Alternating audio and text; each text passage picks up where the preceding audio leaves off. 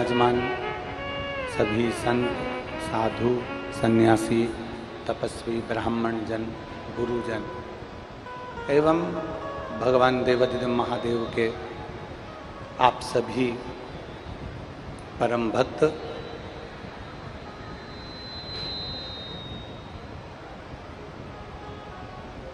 बड़ी मुश्किल से मानव की देह मिली।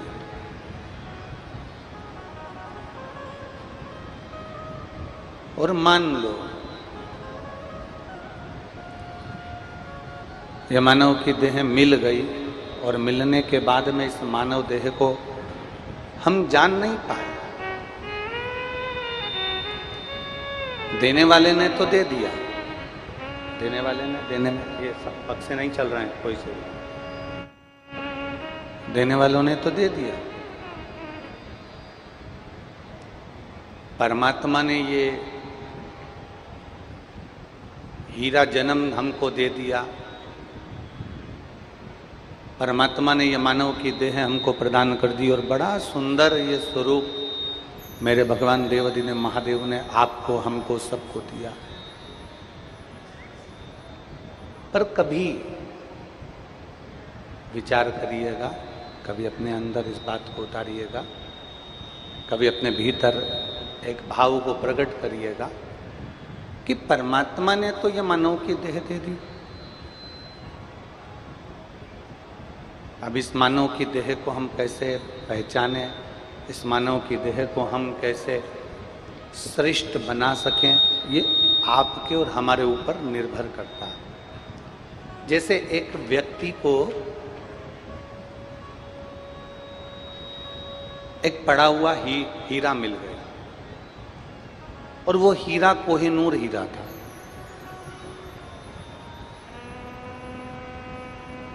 वो उसको समझ नहीं पा रहा। शिव महापुराण की कथा कहती है वो उसको जान नहीं पाया कि ये हीरा कोहिनूर हीरा है। उसने तो बस वो हीरा लिया, वो हीरा उठाया और वो हीरा लेकर, उस हीरे को लेकर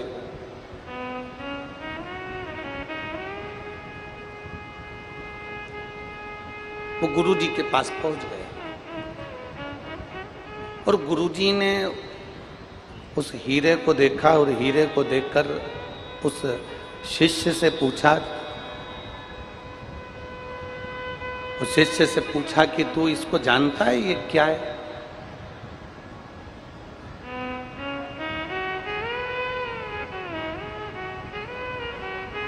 जो तेरे हाथ में रखा हुआ है इसको पहचानता है, ये क्या है?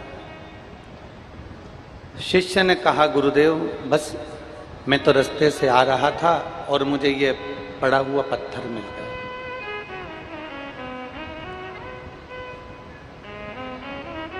तू इसको नहीं पहचानता? नहीं गुरुजी, मैं इसको नहीं जानता, मैं उसको पहचानता नहीं, मैं इसको जानता नहीं।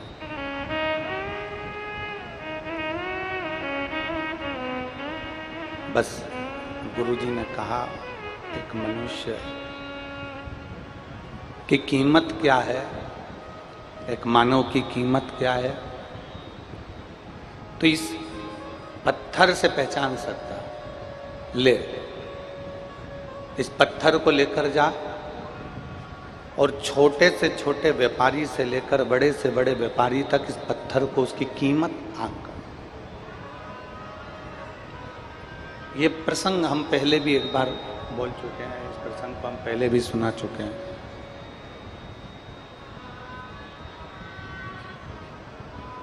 वो साधारण सा व्यक्ति उस पत्थर को लेकर चला गया।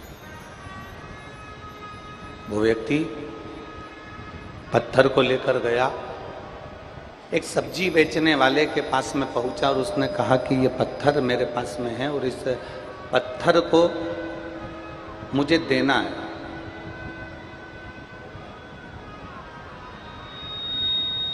इस पत्थर को मुझे देना है, क्या आप इस पत्थर को ले सकते हो? सब्जी वाले ने कहा कि पत्थर तो चमकीला है, चमकदार है, पत्थर तो अच्छा है, अगर मैं ले लूँगा तो मेरे बच्चे खेलेंगे और नहीं खेलेंगे तो तराजू पे रखकर सब्जी तोलने के काम आए।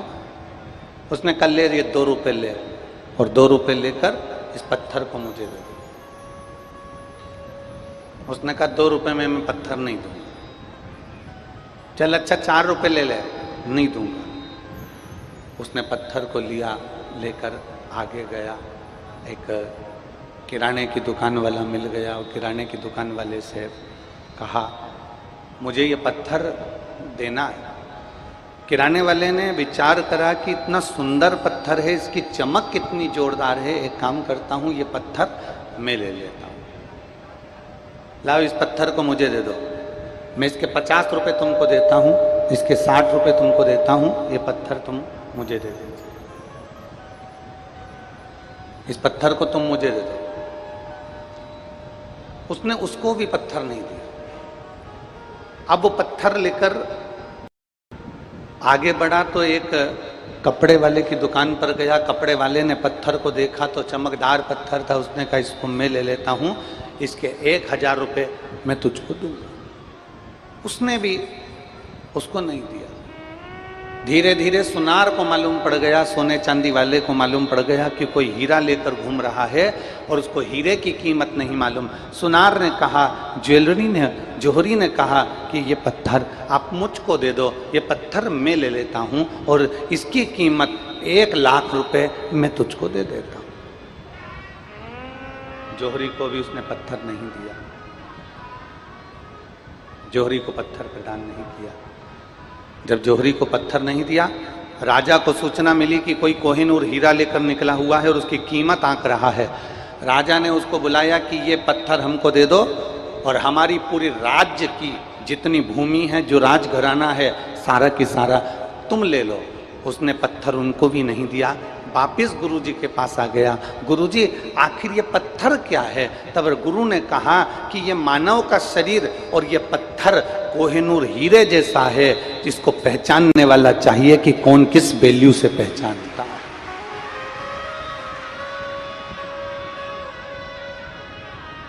आपकी जितनी सामर्थ्यता है, आपकी जितनी सामर्थ्यता, आपकी बुद्धि की जितनी सामर्थ्यता है, आपकी जितनी सामर्थ्यता है, आपकी बुद्धि की जितनी सामर्थ्यता है, आपकी जितनी सामर्थ्यता है, आप उस पत्थर को, उस हीरे जैसे शरीर को आप वैसा आंकोगे। वो समझ मारा, बड़ा विचार कर कर, बड़ी दृष्टि रखकर, बड़ी सोच कर ये मानव का शरीर तुझको दिया है। इस मानव के शरीर को तू बस अब अपने अनुकूल उसको ढाल। अब इसको समझने वाला ही समझ सकता है कि मानव का शरीर तो मिल गया, मानव का शरीर तो प्राप्त हो गया, पर आप अपनी बुद्धि से, आप अपने चित्त से अपने शरीर को पहचान सकते हो कि या तो इस शरीर को निंदा में लगा दीजिए, या इस शरीर को बेकार कर्म में लगा दीजिए, या इस शरीर को ईर्ष्या में लगा दीजिए, या इस शरीर को नफरत में लगा दीजिए, या इस शरीर को आसक्ति तृष्णा में लगा दीजिए, या फिर इस शरीर को भगवान की भक्ति में लगा दीजिए। ये आपके ऊपर निर्भर करता है कि आप अपनी चित्त को, आप अपनी वृत्ति को, आप अपने मन को, आप अपनी दृष्टि को कहां लेकर जा रहे हैं। ये आपके ऊपर निर्भर करता है।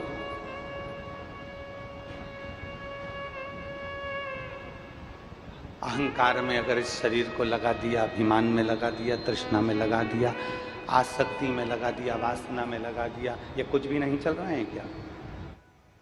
आसक्ति में लगा दिया, निंदा में लगा दिया, तृष्णा में लगा दिया, काम में, वासना में लगा दिया, तो ये शरीर बेकार है, इसकी कोई मूलता नहीं। और यदि वही शरीर, किसी ने बड़ा सुंदर कहा है, माता, पिता और परमात्मा, जम के बोलो कौन कौन? आवाज नहीं आई, जरा जम के बोलिए। माता, पिता और परमात्मा। शिव महापुराण की कथा कहती है, इन 3 के पास में जाकर थोड़ी देर जरूर बैठना चाहिए। पहले नंबर पर माता के पास, दूसरे नंबर पर पिता के पास, तीसरे नंबर परमात्मा के पास में। क्यों? जब हम हमारी माँ के पास में जाकर बैठते हैं, दिन भर तुमने व्यापार क्या किया, दिन भर दुकान पर क्या किया, दिन भर नौकरी में क्या करा, आपके घर में अगर वृद्ध माता है, उसके पास में जाकर थोड़ी देर बैठो, उसके पास बैठोगे, उसको समय दोगे, तो एक ना एक तुम्हारा मुसीबत का हल तुम्हारी माँ अवश्य बताएगी। अपने पिता के पास जाकर बैठो। घर में बुजुर्ग पिता है, बाप अगर घर में है, पिता अगर घर भर में हैं, तुम कहीं से भी आओ, दिन भर कितने भी व्यस्त रहो, कितनी भी नौकरी में, कितने भी व्यापार में, कहीं पर भी व्यस्त रहिए, 2 क्षण अपने पिता के पास जाकर जरूर बैठो, वह आपको अपनी मुसीबत का हल जरूर बताएंगे। और तीसरे नंबर पर परमात्मा, जिस महादेव को आप चाहते हो, राम को, कृष्ण को, शिव को, दत्त को, तुम्हारी मर्जी पड़े तुम जिसको भजते हो, उस परमात्मा के करीब में 2 क्षण आकर जरूर बैठो। माता, पिता और परमात्मा तुम्हारे को मंजिल तक पहुंचाने वाले होते हैं, तुम्हारा मार्ग सुलभ करने वाले होते हैं। कुछ देर माता के पास में जाकर बैठिए, कुछ देर परमात्मा के पास जाकर बैठिए, कुछ देर अपने पिता के पास जाकर बैठिए और बैठो। थोड़ा समय अपने बुजुर्ग माँ बाप को देने का प्रयास करो, थोड़ा समय परमात्मा को देने का प्रयास करो। हम ये नहीं कहते कि तुम दिन भर अपने माता के पास बैठे रहो, हम ये भी नहीं कहते कि तुम दिन भर अपने पिता के पास बैठे रहो, हम ये भी नहीं कहते कि तुम दिन भर परमात्मा के मंदिर में जाकर, शिवालय में, देवालय में, तीर्थ में जाकर बैठ जाओ। हम तो इतना कहते हैं कि अगर एक क्षण आधी में पुण्यात, अगर थोड़ी सी भी समय हमने हमारे माता पिता और परमात्मा को दिया है तो उस क्षण का सदुपयोग जरूर होगा और कुछ ना कुछ आपकी जिंदगी में अच्छा जरूर होगा। माता पिता परमात्मा कभी बुरा नहीं करते। दुनिया में सब बुरा कर सकते हैं, दुनिया में सारी दुनिया, सारी सृष्टि आपका बुरा करने में लग जाएगी, सारी दुनिया आपका बुरा कर सकती है, सारी दुनिया आपको गाली दे सकती है, सारी दुनिया आपको अपशब्द कह सकती है, सारी दुनिया आपको ताना दे सकती है, सारी दुनिया ईर्ष्या में भूलकर आपकी निंदा कर सकती है, पर केवल एक माता पिता और परमात्मा ऐसा होता है जो कभी कुछ आपके लिए गलत नहीं कर सकता। वो करेगा तो हमेशा आपके हित का ही करेगा और आपको आशीर्वाद ही देगा, वो माता पिता और परमात्मा। 2 क्षण जाओ उस परमात्मा के पास, 2 क्षण जाओ अपनी माता के पास, 2 क्षण जाओ अपने पिता के पास, थोड़ा बैठो, थोड़ा चर्चा करो, थोड़ी देर बैठा करो। आप लोगों में से सब लोग शिवालय जाते हो? जम के तो बोलो। जल चढ़ाने जाते हो ना? अगर जल चढ़ाने के लिए आप शिवालय जाते हो, भगवान शंकर के मंदिर जाते हो, जितने लोग आस्था चैनल पर कथा सुन रहे हैं, जितने फेसबुक यूट्यूब पर कथा सुन रहे हैं, उनसे निवेदन करूंगा, और जितने इस पवित्र भूमि पर बैठकर कथा सुन रहे हैं, अगर शिवालय जाते हो, भगवान शंकर के मंदिर जाते हो, भगवान देवाधिदेव महादेव के पास में जाते हो, अपने इष्ट परमात्मा के पास अगर जाकर बैठते हो, तो 2 क्षण बैठकर बाबा से अपने दिल की बात जरूर कहो। जब दिल की बात कहोगे तो मेरा बाबा सुनेगा जरूर और उस समस्या का हल करेगा जरूर। बोल बम का नारा है, सारी समस्या का हल। आप उसके करीब में जाइए, आप उसके नजदीक में जाइए, आप उसके पास जाइए, उसके करीब में जाओ, आप उसके नजदीक में जाओ। और जितना हम माता पिता परमात्मा के करीब में जाते हैं, माता पिता और परमात्मा के जितने नजदीक जाते हैं, उतना हमको सुख का अनुभव होता है। और एक बात अपनी जिंदगी में उतार कर रखना, बहुत सावधानी से उतार कर रखना,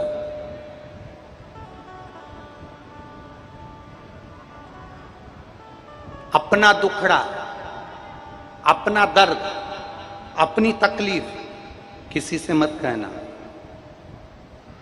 अगर कहना तो अपनी माता, अपने पिता और जिस परमात्मा को तुम एक लोटा जल चढ़ाते हो, उस परमात्मा से अपना दुख जरूर जाकर कहो।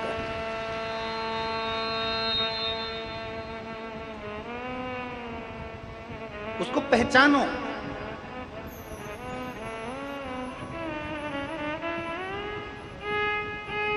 उसको जानिए, शिव को पहचानने का प्रयास करिए।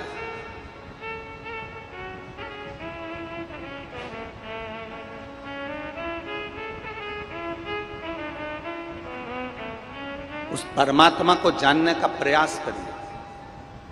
और जब हम परमात्मा को जानने का प्रयास करेंगे, जिस समय हम जान जाएंगे कि ये छोटा सा शिवलिंग जो तुम्हारे घर में छोटा सा शिवलिंग रखा हुआ है, तुम्हारे घर में जो शिवालय बना हुआ है, तुम्हारे घर के पास में जो शिवलिंग रखा हुआ है, तुम्हारे घर के पास में जो मंदिर बना हुआ है, तुम्हारे घर में के पास में जो भगवान शंकर का मंदिर है, शिवालय है, जो नदी पर, सरोवर पर, तालाब पर, कुएं के नजदीक में जो शंकर भगवान का शिवलिंग रखा हुआ है, तुम्हारे घर के अंदर छोटे से मंदिर में छोटा सा शिवलिंग रखा हुआ है, जिस दिन तुम पहचान जाओगे कि ये केवल शिवलिंग नहीं है, ये हमारे घर में हमारे माता पिता और परमात्मा का एक प्रतिबिंब बैठा हुआ है, जिससे हमें अपने मन की बात कही,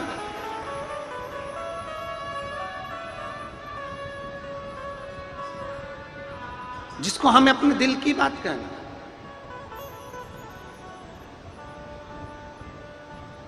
और अपने हृदय की बात, अपने चित्त की बात। तू जितना परमात्मा के नजदीक जाएगा, तू जितना परमात्मा के करीब जाएगा, तू जितना भगवान के नजदीक जाएगा, तू जितना माता पिता और परमात्मा के जितने नजदीक। अब कई लोग कहते हैं गुरुजी हमारी माँ तो हमको गाली देती है, कोई कहता है गुरुजी हमारी सास तो दिन भर गाली देने में लगी रहती है, कोई कहता है गुरुजी हमारे पिता तो हमको गाली देते हैं, गुरुजी हमारे ससुर तो हमेशा गाली देने में लगे रहते हैं। तो निवेदन है, जितनी दुनिया की गाली, जितनी माता पिता की गाली और जितनी दुनिया वालों के ताने आप सुनोगे, उतने मजबूत होते चले जाओगे और मंजिल की ओर बढ़ते चले जाओगे। तुम्हारे घर में, तुम्हारे गांव में मंदिर है, तुम्हारे गांव में अगर मंदिर है तो मंदिर में जो मूर्ति है भगवान राम की, भगवान कृष्ण की, भगवान नारायण की, लक्ष्मी नारायण की, दत्त की, जितनी मूर्तियों का आप दर्शन करते हो, उन मूर्तियों का दर्शन करते करते जरा विचार करिएगा। एक पत्थर जमीन में लगा हुआ है और एक पत्थर की मूर्ति मंदिर के अंदर पूजा रही है। जो जमीन में लगा वो भी पत्थर है, जो मंदिर में रखी मूर्ति है वो भी पाषाण की है, वो भी पत्थर की है। अब जरा विचार करिएगा, इस पत्थर में और मूर्ति में क्या अंतर है?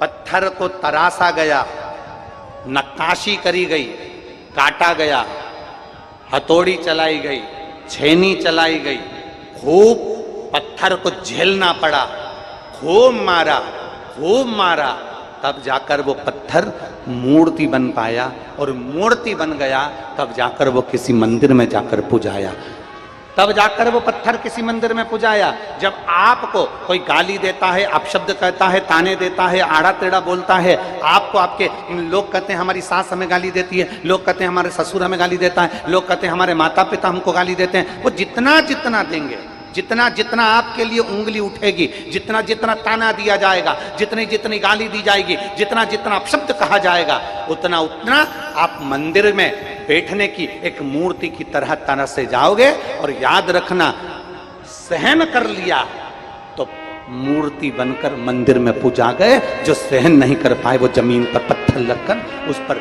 जूते भी रखाते हैं, उस पर ठोकर भी लगती है। सहन करिए। और ये मानव का शरीर मिला है, सहना पर कहना नहीं।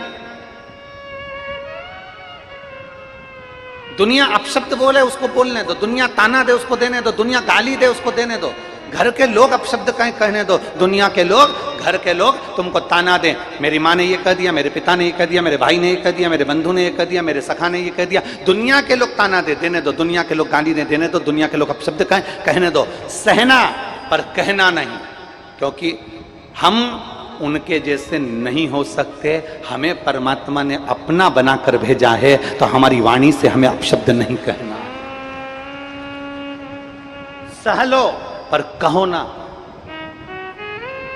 हमें कहना नहीं है। हमें भगवान की भक्ति में इतने डूब जाना है, हमें भगवान के भजन में इतने डूब जाना है, हमें परमात्मा के भजन में इतने डूब जाना है कि हमारे मुख से सुबह शाम दोपहर रात दिन जब भी मौका मिले भगवान शंकर का या तो पंचाक्षर मंत्र नमः शिवाय, या षडाक्षर मंत्र ओम नमः शिवाय, या फिर श्री शिवाय नमस्तुभ्यम, इस मंत्र का जाप हम करते रहें, इसका स्मरण करते रहें, हम इसको पुकारते रहें, इसको जपते रहें। या तो पंचाक्षर मंत्र जपें, षडाक्षर मंत्र जपें, या श्री शिवाय नमस्तुभ्यम जपते रहें। यह हमारी तकलीफ की घड़ी में, या हमारे दुख की घड़ी में, या हमारे कष्ट की घड़ी में हमें मजबूतता प्रदान करता है।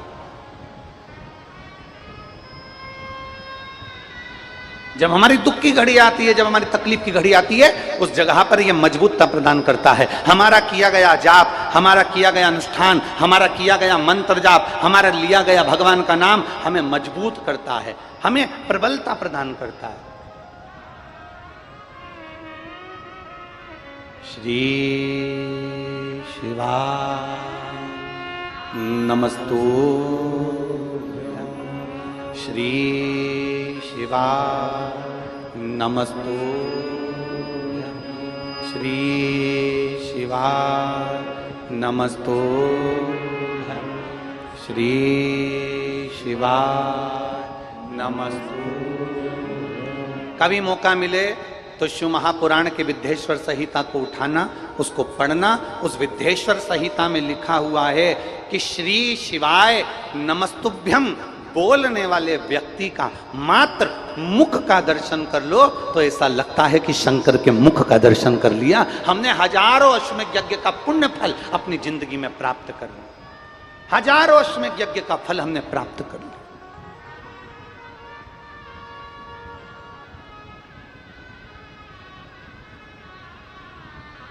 शिव कथा कर रहे,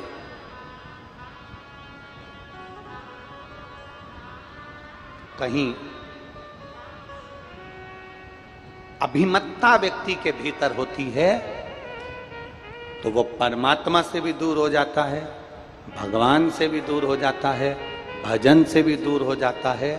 और यहां तक जब व्यक्ति के भीतर अभिमत्ता आती है, अहंकार आता है, अभिमान जब बहुत सिर पर चढ़कर बोलने लगता है, तो उसे परमात्मा का नाम हो, चाहे मंत्र हो, चाहे जाप हो, वो बुरा लगने लगता है। अभिमत्ता में, अहंकार में। अब देखिए कितने सुंदर प्रसंग आया, शिव महापुराण में वर्णन आता है कि ब्रह्मदेव ने भगवान नारायण से पूछ लिया कि तुम्हारे पिता कौन?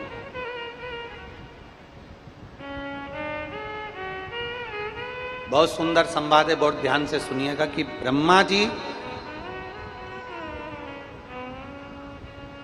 भगवान नारायण से कह रहे हैं कि तुम्हारे पिता कौन है?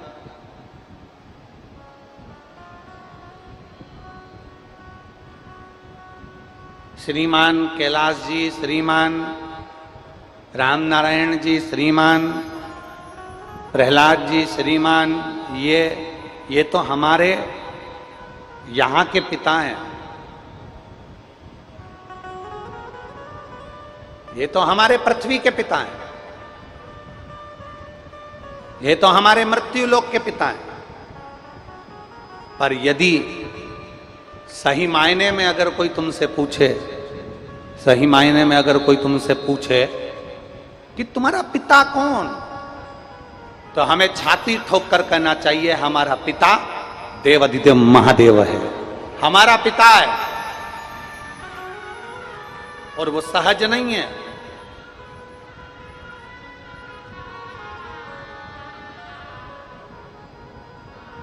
यहां के पिता हो सकता है एक बार, यहाँ के पिता हो सकता है एक आध बार हमारे ऊपर ध्यान ना दे पाए। यहाँ का पिता हो सकता है हमारे ऊपर एक आध बार ध्यान ना दे पाए। स्वयं शिव महापुराण की कथा कह रही है। दक्ष प्रजापति की सभा में शंकर भगवान बैठे हैं। शिव जी अपने मंत्र जाप में डूबे हुए हैं, राम नाम में डूबे हुए हैं, और उनका ध्यान दक्ष प्रजापति पर नहीं गया। हो सकता है यहां का पिता हम पर ध्यान ना दे पाए, पर इतना जरूर याद रखना कि वो पिता जिसने हमें इस पृथ्वी पर भेजा है, वो पिता जो हमें इस भूमंडल पर भेजा है, यहां का पिता भले ध्यान ना दे, पर वो परम पिता परमात्मा मेरा ओघड़दानी मेरा देवाधिदेव महादेव ध्यान जरूर देता है। अकाल मृत्यु वो मरे जो काम करे चंडाल का, काल उसका क्या बिगाड़े जो भक्त हो महा काल का। जो शंकर की आराधना करने वाला, शिव की उपासना करने वाला, शिव भक्ति में डूबने वाला, उस पर ध्यान मेरे महादेव का जरूर रहता। और इतना तो करना स्वामी, जब प्राण तन से निकले, गोविंद नाम ले, ये प्राण तन से निकले।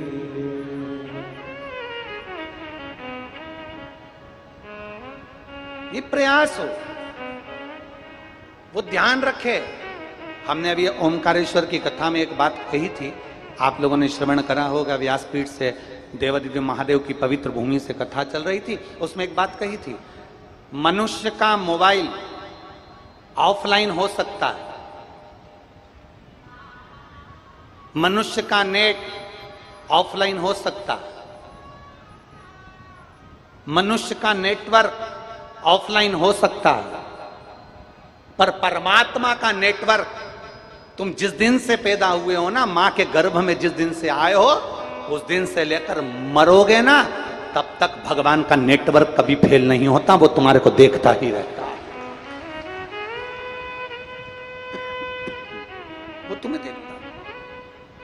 अपने मोबाइल का नेटवर्क फेल हो सकता है, अपने मोबाइल का नेटवर्क फेल हो जाएगा, अपनी सिम बंद हो सकती है, अपना मोबाइल जा सकता है, अपना डाटा समाप्त हो सकता है, लैपटॉप में रखा हुआ डाटा समाप्त हो सकता है, पेन ड्राइव में भरी हुई पेन ड्राइव का डाटा समाप्त हो सकता है, पर उस परमात्मा के दरवाजे का डाटा कभी समाप्त नहीं होता। उसके पास लेखनी में लिखा है, तूने कितना भजन किया, तूने कितना आनंद लिया, तूने पवित्र भूमि में जन्म लेने के बाद भी, तीर्थ में जन्म लेने के बाद भी तेरे भीतर से कपट गया कि नहीं गया, तीर्थ में जन्म लेने के बाद भी तू भगवत भजन करा कि नहीं करा, पावन तीर्थ में जन्म लेने के बाद भी अगर तुम गलत काम करते रहे, ईर्ष्या रखते रहे, निंदा करते रहे, गलत कार्य करते रहे, ये उसके डाटा में जमा है।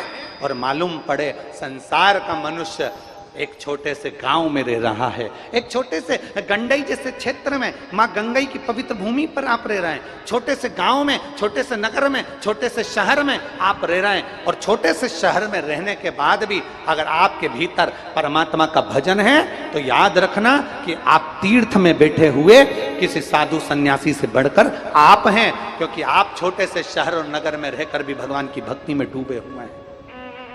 छोटे से नगर में रहने के बाद भी आप भगवान की विरल भक्ति में डूबे हुए हैं, भजन में डूबे हुए हैं, कीर्तन में डूबे हुए हैं।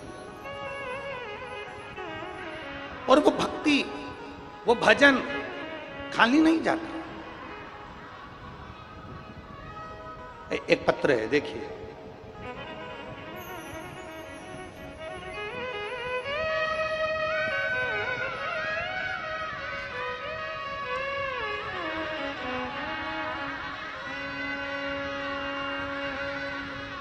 मेरा नाम प्रीति तिवारी है।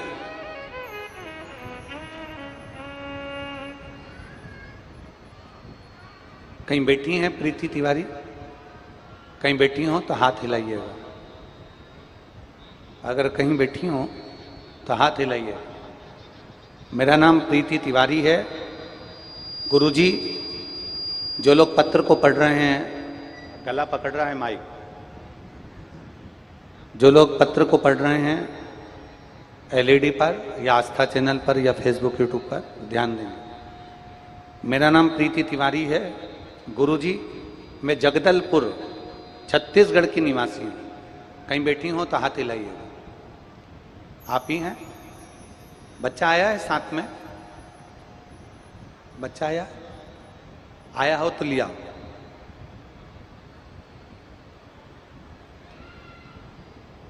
अगर नहीं आया है, आया है तो ले आइए। मेरा नाम प्रीति तिवारी है। गुरुजी, मैं जगदलपुर छत्तीसगढ़ की रहने निवासी हूँ। मेरा मोबाइल नंबर ये है। मेरे 3 बच्चे हैं गुरुजी, 2 लड़की और 1 लड़का। सबसे छोटा है आदर्श तिवारी, जो 11 साल का है। वह बाकी के बच्चों की तरह ना तो चल पाता था, ना ही ठीक से बाकी के बच्चों की तरह बोल पाता था, और ना ही बाकी के बच्चों की तरह अच्छे से समझ पाता था। फिर हमने सोचा कि हमें एक बार जांच करवानी चाहिए। तो हमने जब जांच करवाया तो पता चला कि उसको डाउन सिंड्रोम नामक एक बीमारी है। इसमें ना तो बच्चा ठीक से बोल पाता है और ना ही ठीक से बाकी बच्चों की तरह ठीक से समझ पाता है, और बाकी बच्चों की तरह शरीर का विकास भी नहीं होता है। गुरुदेव, आज मेरा बेटा बाबा देवादिदेव महादेव का पूरा नाम, मंत्र का पूरा जाप करता है। दुनिया के लोग मुझसे पूछें कि श्री शिवाय नमस्तुभ्यम में क्या है, कोई मुझसे पूछे, मेरा बेटा एक शब्द नहीं बोल पाता था, चल नहीं पाता था, बैठ नहीं पाता था, पलंग पर पड़ा रहता था। आज कोई मुझसे पूछे श्री शिवाय नमस्तुभ्यम में क्या है, आज मेरा बेटा बाबा देवादिदेव महादेव की कृपा से 11 साल के बाद मुख से उसके श्री शिवाय नमस्तुभ्यम निकलता है। आज मेरा बेटा अच्छे से चल फिर पाता है, अच्छे से बोलना भी शुरू कर दिया है। बाबा की इतनी अच्छी असीम कृपा हुई है कि सीहोर में हम 3 साल की कथा सुन रहे हैं। 2022, 2023, 2024 हमने 3 बार की कथा सीहोर कुबेरेश्वर धाम की सुनी। वहाँ का रुद्राक्ष का जल मैं अपने बच्चे को देती हूँ, और मेरा बच्चा जो उठ नहीं पाता था, बैठ नहीं पाता था, बोल नहीं पाता था, चल नहीं पाता था, पलंग पर रहता था, आज मेरा बेटा श्री शिवाय नमस्तुभ्यम भी बोलता है, चलता भी है, फिरता भी है और बात भी करता है। ये मेरे शिव की कृपा, ये मेरे शंकर की कृपा। मैं बाबा को प्रणाम करने के लिए आई, और तेरी दातार की कृपा, ये उस दयालु की कृपा, ये उस करुणा सागर की कृपा है। जब हम उसको दिल से रिझाते हैं, जब हम उसको दिल से पुकारते हैं, जब हम उसको दिल से पुकारते हैं, रिझाते हैं, दिल से उसको बुलाते हैं, वो सुनता है।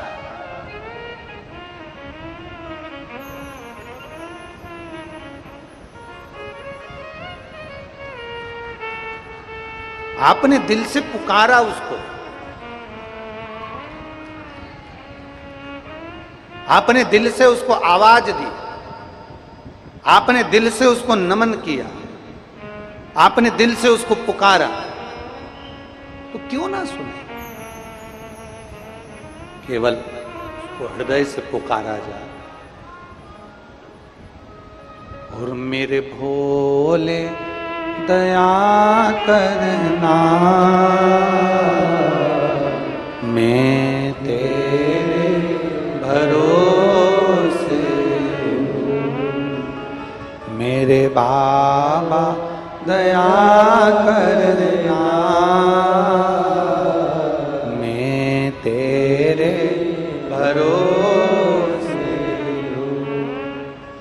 ना घर के भरोसे, आप भी बोलिए, सब बोलिए, ना घर के भरोसे हूँ, ना परिवार के भरोसे हूँ, ना घर के भरोसे हूँ, ना परिवार के भरोसे हूँ, मेरे बाबा दया करना, मैं तेरे भरोसे हूँ। भोले बाबा दया करना, मैं तेरे भरोसे हूँ। हम उसके आश्रित हो जाए, हम जो कुछ कहें उससे कहें।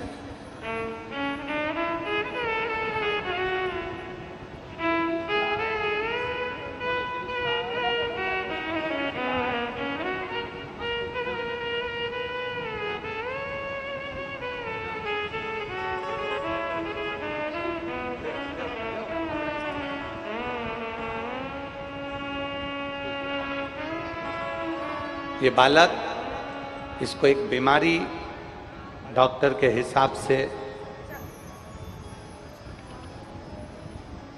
जिसके अंतर्गत डाउन सिंड्रोम नाम की एक बीमारी है।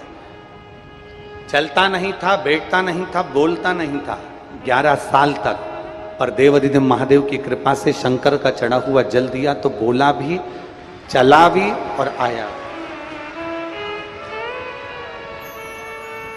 रो नहीं, बाबा ने इतना भी कर दिया ना तो वो रखा बाबा रो नहीं। अब तो बाबा ने इतना चलाने के लायक उसको कर दिया, बैठने के लायक कर दिया, थोड़ा बोलने के लायक कर दिया।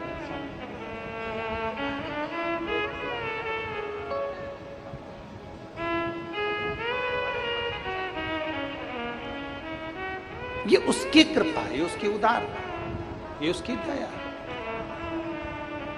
और जिस दिन विश्वास पक्का होगा, जिस दिन भरोसा पक्का होगा, जिस दिन दृढ़ता पक्की होगी, उस दिन शिव को मिलने में देरी नहीं होगी।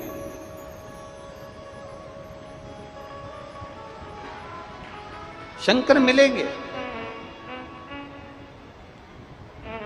ना तो सियोर वाला महाराज आया, ना कोई भभूति, ना कोई बेल, ना कोई श्रीफल, ना हमारे पास से कुछ तुमको दिया जाता है। हमारे पास तो केवल एक ही चीज मिलती है, शंकर भगवान के प्रति जैसे तुलसीदास बाबा ने शिव जी को विश्वास कहा है, हमारे पास तो केवल एक चीज मिलती है कि शंकर पर विश्वास करना और एक लोटा जल चढ़ाकर उसका आचमन करना। एक ना एक दिन देवाधिदेव महादेव तुझे सुनेगा जरूर और देगा जरूर, देगा। भरोसे को डिगने मत दो, अपने विश्वास को टूटने मत दो, अपने भरोसे को समाप्त मत होने देना, अपने भरोसे को डिगने मत देना, अपने विश्वास को कभी खत्म मत होने देना। तुम्हारे पड़ोसी भी अगर तुमसे कह दें कि क्या होता है शंकर जी को जल चढ़ाने से, क्या होता है श्री शिवाय नमस्तुभ्यम बोलने से, क्या होता है शंकर जी की कथा सुनने से, क्या होता है शिव महापुराण की कथा सुनने से, पड़ोसी भी तुमसे बार बार कहे, 50 बार करे, 1000 बार कहे, ढेरों बार कहे, तो भी कह देना कि तुझे लगता है कि शिव पुराण सुनने से क्या होता है, तो एक बार घर में गीता प्रेस गोरखपुर की शिव पुराण को लाकर पढ़कर देख कि शंकर की कृपा का क्या गुणगान होता है। शिव क्या है, क्या होगा शंकर को जल चढ़ाने से, क्या होगा बेलपत्र खाने से, क्या होगा रुद्राक्ष का जल पीने से। जिन्होंने रुद्राक्ष का जल पिया है उसको आज भी मालूम है कि रुद्राक्ष का जल साधारण नहीं। एक पत्र है, देखिए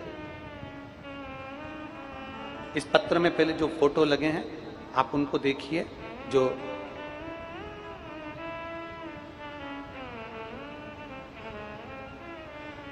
फोटो देखिए, जो आईसीयू में वेंटिलेटर पर पड़ा हुआ व्यक्ति है। एलईडी पर आप लोग पत्र में फोटो देखेंगे और आस्था चैनल पर देख रहे होंगे। जो आईसीयू में पड़ा हुआ, वेंटिलेटर पर पड़ा हुआ व्यक्ति, मैं चांदनी राजपूत, पति संदीप राजपूत, दुर्ग गया नगर छत्तीसगढ़ से हूं। कहीं बैठी हो तो हाथ हिलाइएगा, कहीं बैठी हो तो हाथ हिलाइए। अगर बैठी हैं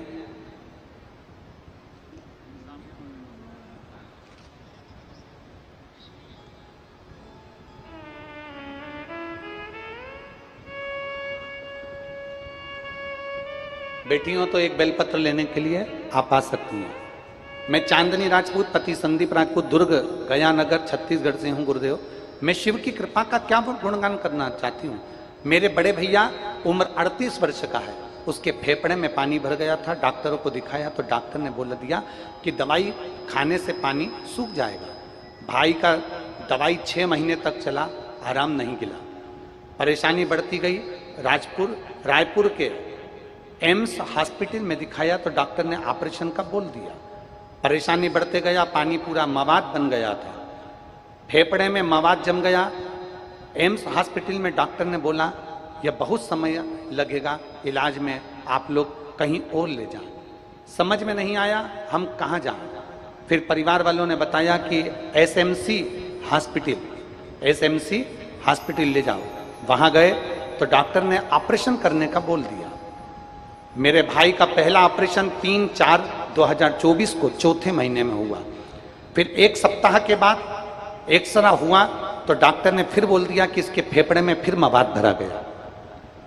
वापिस मेरे भाई का दूसरा ऑपरेशन 25/4/2024 को हुआ, लेकिन दिनों दिन 2 दिन बाद फिर वापिस उसकी तबीयत खराब हो गई और चेक किया। डॉक्टर ने बोला अब ये कभी जिंदगी में ठीक नहीं होगा, क्योंकि इसके फेफड़े मवाद बना रहे हैं और मवाद इसके शरीर में जम रहा है। अपन ने 2 ऑपरेशन कर दिए, उसके बाद अब इसका कोई तोड़ नहीं नजर आ रहा।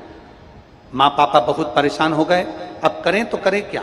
तब हमने सीहोर जाकर रुद्राक्ष लिया और उस रुद्राक्ष को तांबे के कलश में जलाकर बेलपत्र के साथ शिव जी को चढ़ाना प्रारंभ करा।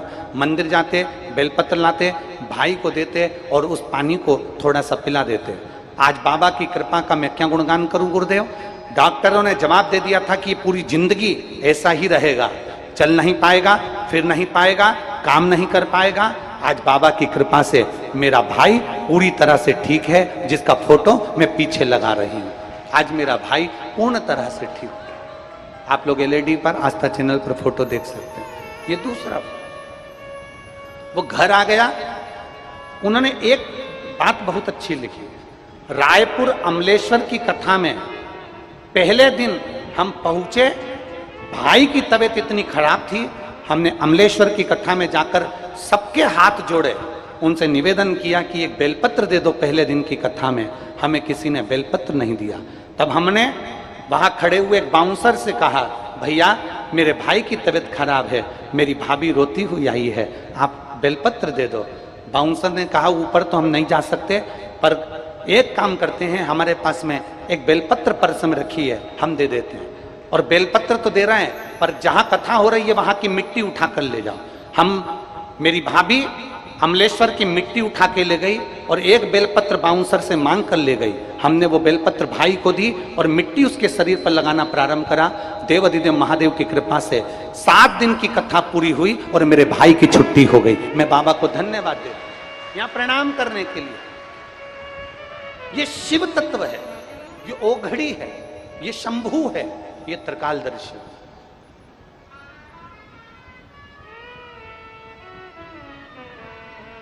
एक विश्वास, मेरे तुलसीदास बाबा कहते हैं शंकर विश्वास रूपिणो।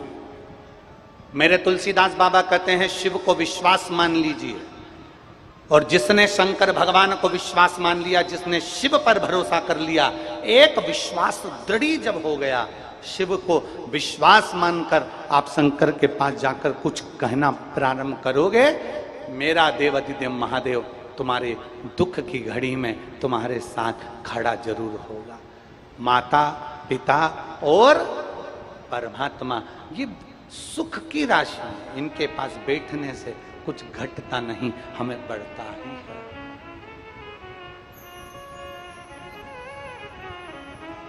एक भरोसा दृढ़ कर लो, एक विश्वास दृढ़ कर लो। और जिस दिन तुम्हारा भरोसा, जिस दिन तुम्हारा विश्वास दृढ़ हो जाएगा, उस दिन तुम परमात्मा के करीब में होगे, भोलेनाथ तुम्हारे नजदीक में होगा। नजदीक कभी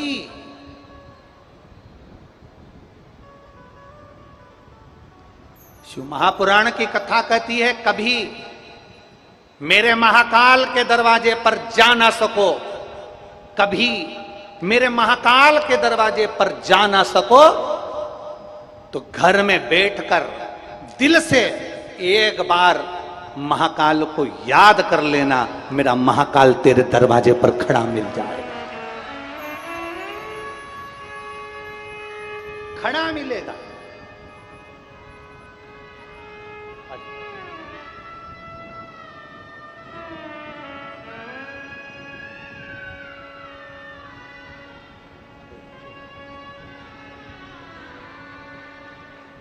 ठीक है बेटा, ठीक है,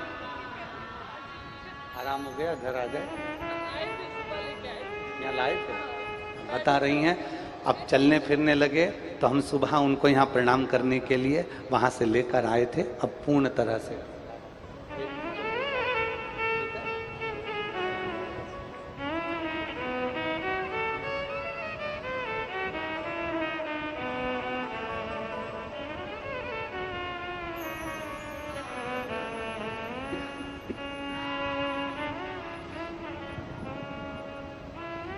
एक विश्वास को दृढ़ कर लीजिए। और जिस दिन तुम्हारा भरोसा, जिस दिन तुम्हारा विश्वास दृढ़ हो जाएगा, उस दिन तुम्हें समझ में आ जाएगा कि जिस शिवलिंग पर हम जल चढ़ा रहे हैं, जिस महादेव की कथा को हम श्रवण कर रहे हैं, वो शिवलिंग, वो महादेव और महादेव की कथा साधारण नहीं है। दुनिया कितना भी कहे, दुनिया कितना भी बोले, पर आप भगवान शंकर की अविरल भक्ति में डूबना प्रारंभ कर दीजिए, उसको भजो।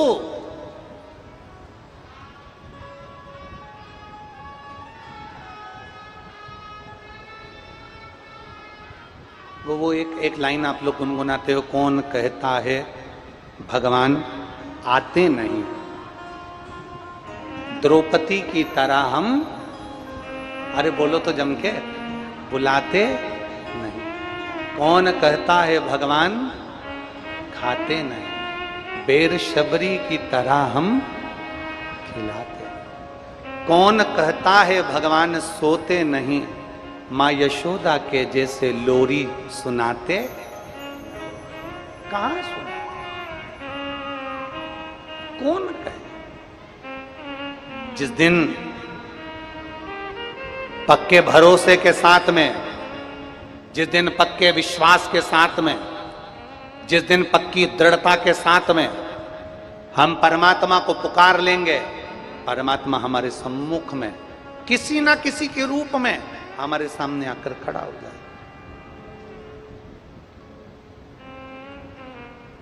अपने समय ब्रह्मा जी के भीतर थोड़ी सी अभिमतता आ गई थी। ब्रह्मदेव ने पूछ लिया भगवान नारायण से, तुम्हारे पिता कौन है, तुम्हारे पिता कौन? भगवान विष्णु ने सहज स्वभाव में कह दिया, बड़ी सरलता में कहा, मेरे पिता देवाधिदेव महादेव हैं।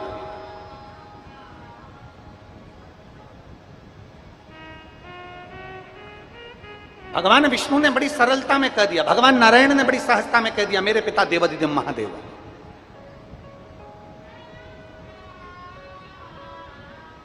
भगवान नारायण के पिता देवाधिदेव महादेव?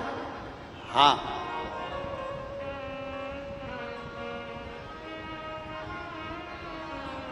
आपके पिता को देखना चाहता हूं। भगवान ब्रह्मा जी ने कहा, मैं पिताजी को देखना चाहता हूं। एक बड़े से पर्वत का मंथन करना प्रारंभ करा, घुमाना प्रारंभ करा ब्रह्मा और भगवान विष्णु ने। भगवान ब्रह्मदेव और भगवान विष्णु एक बड़े से पर्वत को घुमा रहे थे। उस पर्वत ने घूमते घूमते अग्नि का खंभ प्रकट हो गया। अग्नि का खंभ प्रकट होते होते उसने शिवलिंग की आकृति ले ली और भगवान ब्रह्मा और भगवान विष्णु के सामने भगवान देवाधिदेव महादेव का प्रथम शिवलिंग प्रकट हो गया। प्रथम शिवलिंग प्रकट हो गया।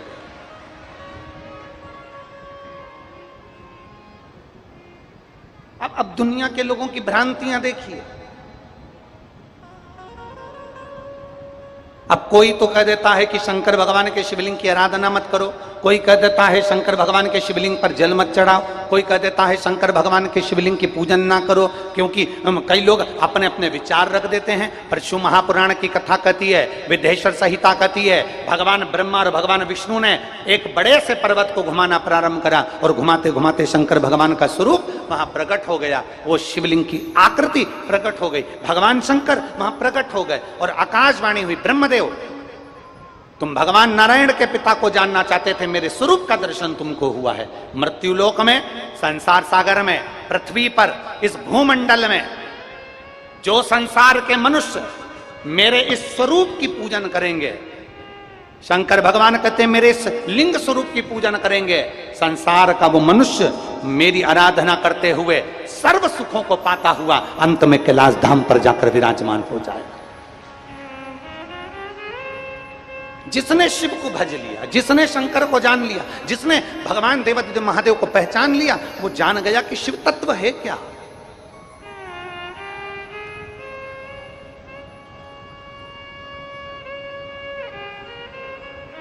कोई पहचाने तो, कोई जाने तो। ये उसी में का है जैसे किसी की गाड़ी की पहिए की हवा निकल गई, किसी के गाड़ी के पहिए की हवा निकल गई, हवा निकली तो वो हवा डलवाने के लिए गया और उसने गांव में जाकर पूछा, भैया हवा कहाँ मिलेगी? तो गांव वाले भैया ने कहा, हवा तो सब दूर है, सभी जगह। उसने कहा, भैया हवा तो सब दूर है पर हवा मिलेगी कहाँ? तो उसने कहा कि सब जगह हवा है, संसार में पूरे में हवा ही हवा है, हवा कहाँ नहीं है। उसने कहा इससे तो बेवकूफ है, इससे क्या बात करना, अगला चले गए। फिर आगे गया, फिर जाकर पूछा, भैया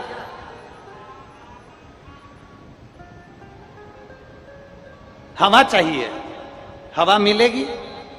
उसने कहा, हवा तुझ में भी हवा है, मुझ में भी हवा है, सारी दुनिया में हवा है। ए भैया हवा तो सारी दुनिया में है पर मेरी गाड़ी की हवा निकल गई है, उसमें हवा डालना है। तो हवा ही तो बता रहा हूं सब जगह है। अब गाड़ी में हवा भरना है तो ऐसे पकड़ पकड़ के भर सकते हो क्या? जम के बोलो जरा, अरे बोलो तो रे गंडई वालों, पकड़ पकड़ के हवा को भर लोगे? नहीं, गाड़ी में अगर हवा भरना है तो हवा की मशीन वाले के पास जाना पड़ेगा, मशीन वाला उस हवा को भरेगा, तब जाकर गाड़ी के चक्के में हवा भराएगी, तब जाकर वो गाड़ी आगे बढ़ पाएगी। शिव महापुराण की कथा कहती है, हवा सब जगह है, परमात्मा सब जगह है, हर जगह परमात्मा बैठा है, कण कण में भगवान बैठा है, सब दूर परमात्मा बैठा है। गाय के नस नस में दूध होता है और गाय का दूध गाय के थन से निकलता है, गाय का दूध गाय के कान से नहीं निकलता, गाय का दूध गाय के मुख से नहीं निकलता, गाय का दूध गाय के नाक से नहीं निकलता, गाय का दूध गाय के थन से निकलता है। गाय के नस नस में दूध है पर निकलने का स्थान गाय का थन है, उसी तरह परमात्मा कण कण में है पर उसको पाने का स्थान शिवालय और शिव महापुराण की कथा।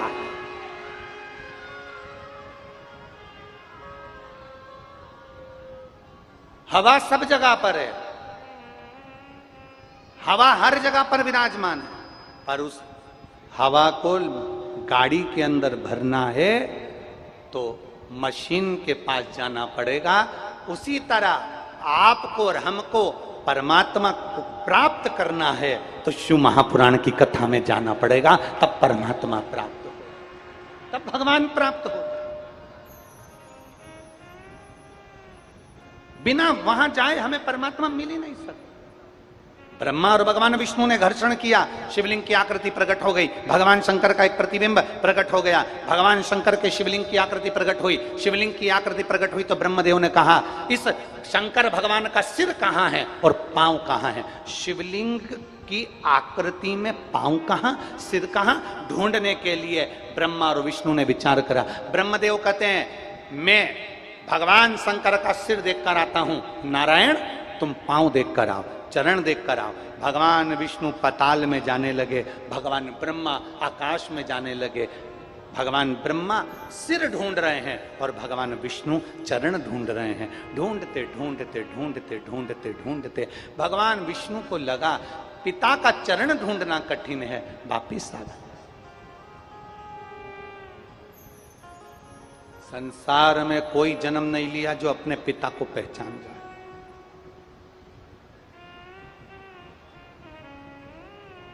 पूरे भूमंडल पर, पृथ्वी पर, संसार में कोई ऐसा जन्मा नहीं है जो पूर्ण ब्रह्म की तरह है।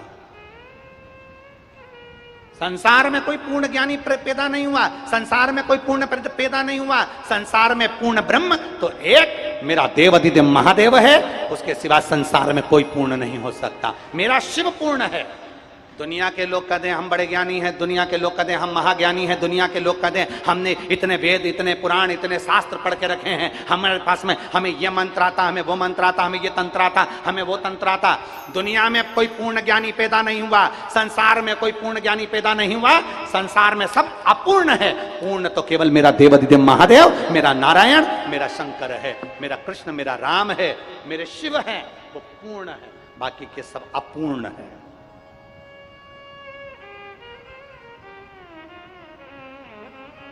अपूर्ण है। पूर्ण मेरा शिव है, पूर्ण मेरा नारायण है, पूर्ण मेरे राम है, पूर्ण मेरे कृष्ण है, पूर्ण मेरा दत्त है। उसको पहचान। और शंभु शरणे मांगू घड़ी रे दुख काटो दया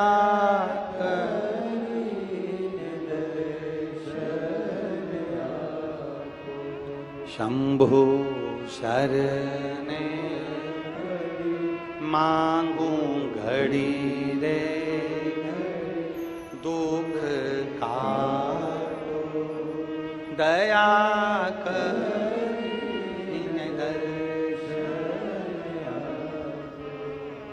हम उसको पाने का प्रयास करें।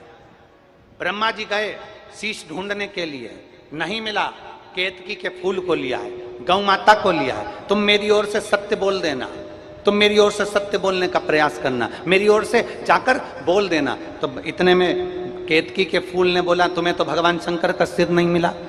फिर सत्य क्या हुआ? ये तो असत्य हुआ।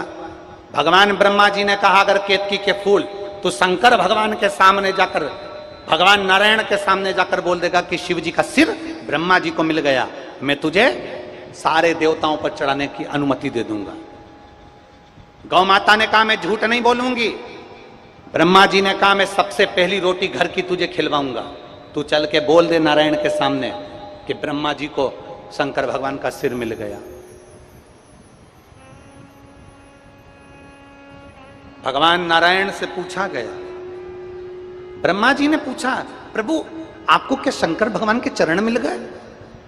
नारायण ने एक बार में सत्य प्रकट कर दिया और नारायण ने कह दिया कि मुझे भगवान नारायण के, भगवान शंकर के चरण नहीं मिले, शिवलिंग के चरण नहीं मिले। जैसे ही भगवान विष्णु ने कहा, शंकर भगवान प्रसन्न होकर डमरू बजाकर वर दे दिए, हे नारायण तुमने मेरे सामने सत्य बोला और सत्य मुझे प्रिय है, तुमने सत्य बोला इसलिए मैं तुम्हें वर देता हूं। नारायण पूरी पृथ्वी पर तुम्हारी पूजन होगी और तुम्हारा एक नाम विख्यात होगा जिसको लोग सत्यनारायण भगवान कहेंगे। सत्यनारायण बोल सत्यनारायण भगवान की। भगवान विष्णु ने सत्य कहा इसलिए उनका नाम क्या हो गया? जम के बोलो जरा, सत्यनारायण। ब्रह्मा जी से भगवान विष्णु ने पूछा कि क्या तुमको भगवान शंकर का सिर मिल गया? ब्रह्मा जी बोले हाँ मुझे सिर मिल गया। ना मानो तो पूछो इस केतकी के फूल से। केतकी के पुष्प को भगवान ब्रह्मदेव ने उठाया और बोला बोल केतकी के पुष्प मुझे सिर मिला कि नहीं मिला?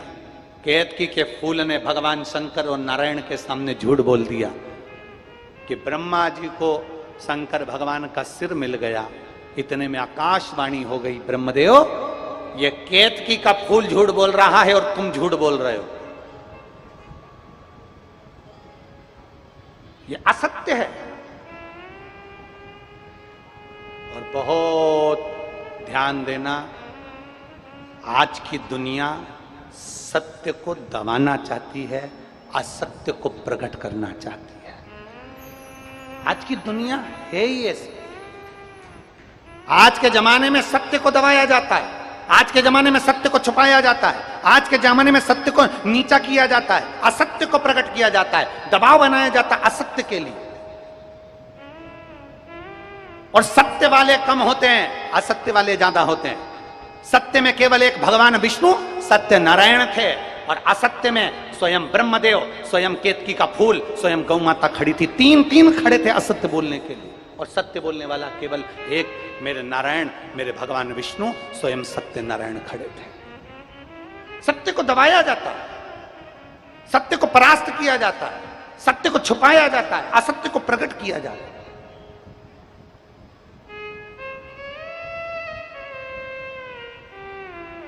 और झूठे संसार में झूठों का बोलबाला। यीशु महापुराण की कथा कर रही है, केतकी के पुष्प ने झूठ बोल दिया। भगवान शंकर ने कहा, केतकी के पुष्प तू मेरे सामने झूठ बोल रहा है, मैं तुझे श्राप देता हूं, सारे देवताओं पर चढ़ेगा पर शंकर पर कभी नहीं चढ़ेगा। अगर भूल से भी केतकी के पुष्प तू शिव पर चढ़ गया, तुझे हजारों गौ हत्या के बराबर, ब्रह्म हत्या के बराबर दोष लग जाएगा। केतकी का फूल आंखों से आंसू बहाने लगा। समय आया, गौ माता से ब्रह्मदेव ने कहा, गौ माता तुम बोलो कि शंकर भगवान का सिर ब्रह्मा जी को मिल गया। गौ माता ने कह दिया, ब्रह्मदेव को भगवान शिव का शीश मिल गया। शंकर भगवान की आकाशवाणी हुई, गौ माता तू जगत की मां है, जगत का भरण पोषण करने वाली जगत धात्री कहलाती है गौ माता, और तू मेरे शिवलिंग के सामने झूठ बोल रही है। हे गौ माता, तेरा पूरा शरीर पूजा जाएगा, पर तूने जिस मुख से झूठ बोला है, तेरा मुख नहीं पूजा जाएगा।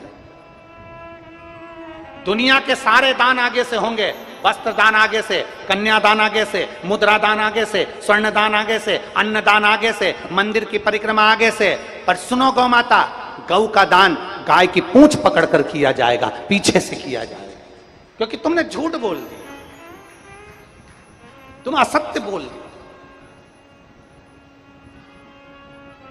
केतकी के पुष्प ने झूठ बोला, गौ माता ने झूठ बोल दिया, ब्रह्मा जी कह रहे हैं ये आकाशवाणी झूठी है। अब देखिए, स्वयं शंकर की वाणी को भी झूठा ठहराया जा रहा है, स्वयं शिव की वाणी को भी झूठा ठहराया जा रहा है, स्वयं शिव की वाणी।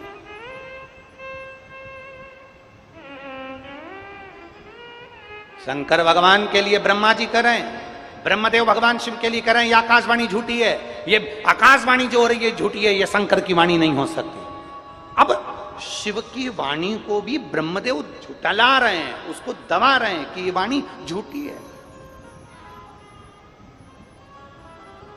शंकर भगवान शिवो घड़दानी त्रिकालदर्शी कैलाशी अविनाशी शिव,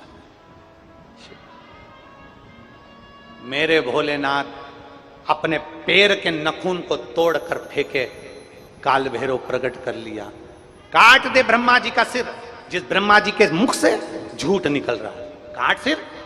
काल भैरव ने अपने हाथ का नखून तोड़कर ब्रह्मा जी का एक सिर काट दिया। ब्रह्मा जी का कटा हुआ सिर लुढ़कते लुढ़कते लुढ़कते लुढ़कते गया, उनके रक्त से कर्मनाशा नदी प्रकट हो गई। भगवान विष्णु ने शंकर जी के हाथ जोड़कर स्तुति कर ली, बाबा कृपा करिए, ब्रह्मा जी का कटा हुआ सिर कहाँ जाएगा, लोग अपमान करेंगे, लोग अपशब्द कहेंगे, कुछ तो कृपा करो बाबा, कुछ दया करो। शंकर भगवान बोले, इस ब्रह्मदेव ने झूठ बोला है, गौ माता ने झूठ बोला है, केतकी के पुष्प ने झूठ बोला है, और मेरी आकाशवाणी को भी झूठा ठहराया जा रहा है।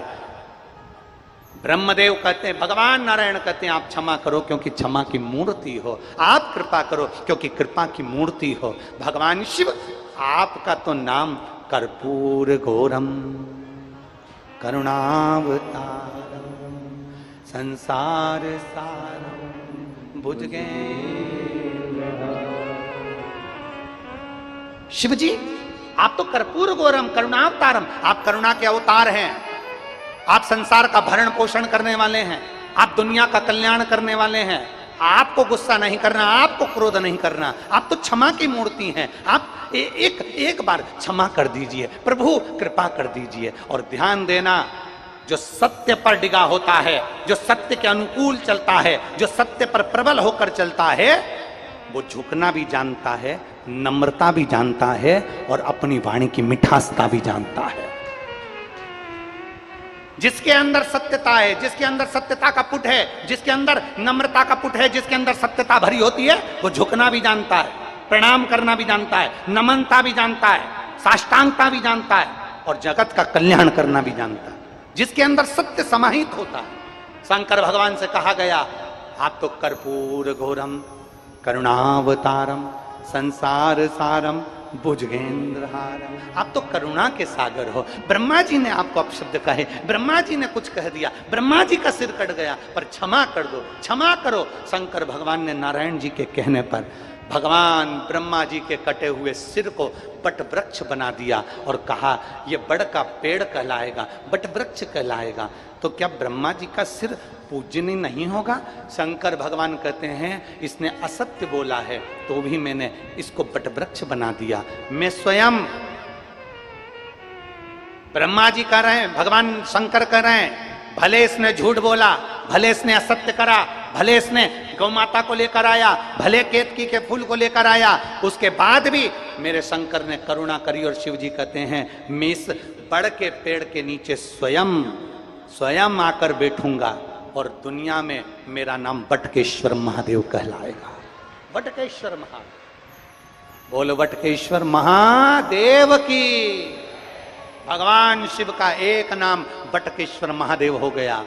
सत्य पर अपना आनंद लेने वाले भगवान शिव सत्यम शिवम, सुंदरम में रहने वाले बड़ के पेड़ के रूप में ब्रह्मा जी के पास में जाकर बैठ गए। क्योंकि जिसके अंदर सत्य होता है, जिसके अंदर नम्रता होती है, जिसमें कहीं नम्रता का भाव होता है, वो झुकना भी जानता है। और घर का जो बुजुर्ग है, बड़ा है, वो बयो है, वो झुककर आनंद लेकर अपनी जिंदगी को आनंदित होकर चलता है।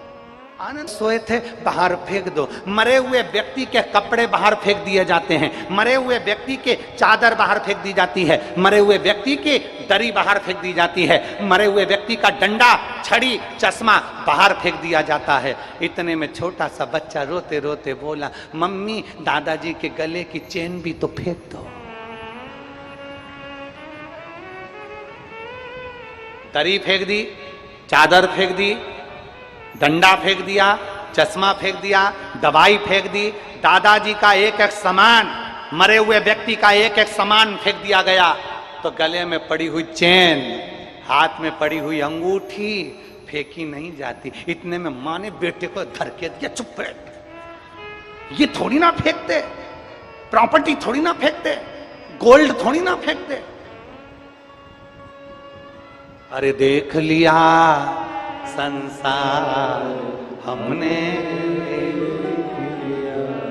सब मतलब के यार हमने, ये संपूर्ण मतलब की दुनिया, संपूर्ण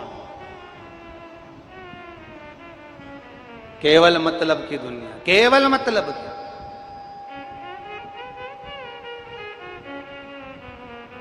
ध्यान देना,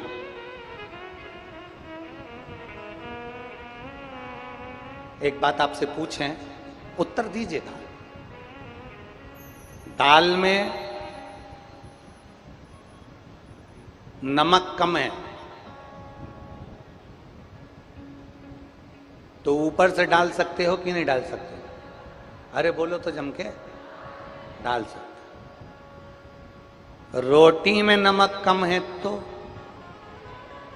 अरे बोलो तो जम के, नहीं डाल सकते। दाल में नमक कम है ना, ऊपर से डाल लोगे, पर रोटी में नमक कम हो गया तो ऊपर से नहीं डाल सकते। उसी तरह बचपन में भगवान का भजन कर लो, जवानी में भगवान का भजन कर लो, अधेड़ी में भगवान का भजन कर लो। बुढ़ापे में रोटी अगर बन गई ना तो भजन नहीं हो पाएगा, फिर भजन हो नहीं पाएगा, नमक नहीं डल पाएगा। दाल में नमक डाला जा सकता है, अर्थात बचपन में भजन किया जा सकता है, दाल में नमक डाला जा सकता है, अर्थात जवानी में भजन किया जा सकता है, दाल में नमक डाला जा सकता है ऊपर से, मतलब अधेड़ी में भी शंकर के मंदिर जाया जा सकता है। पर जब बुढ़ापा आएगा, अर्थात रोटी बन गई, मतलब पूरी जिंदगी निकल गई, बचपन जवानी अधेड़ी सब चले गया और रोटी बन के तैयार हो गई, बुढ़ापा हो गया। अब कौन इसमें भजन डालेगा? पाँव से चलता नहीं बनेगा, हाथ से काम नहीं बनेगा, आंखों से दिखाई नहीं देगा, कानों से सुनाई नहीं देगा, सोफा सेट पूरा निकल गया होगा। हंसोगी भी तो मुंह में 2 या 3 दांत दिखेंगे। भजन भी गाओगे तो हवा पूरी निकल जाएगी। कैसे?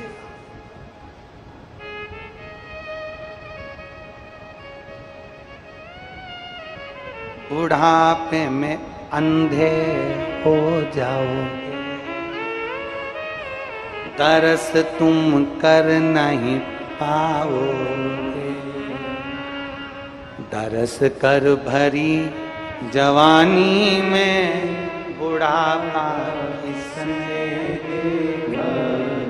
कौन देखा?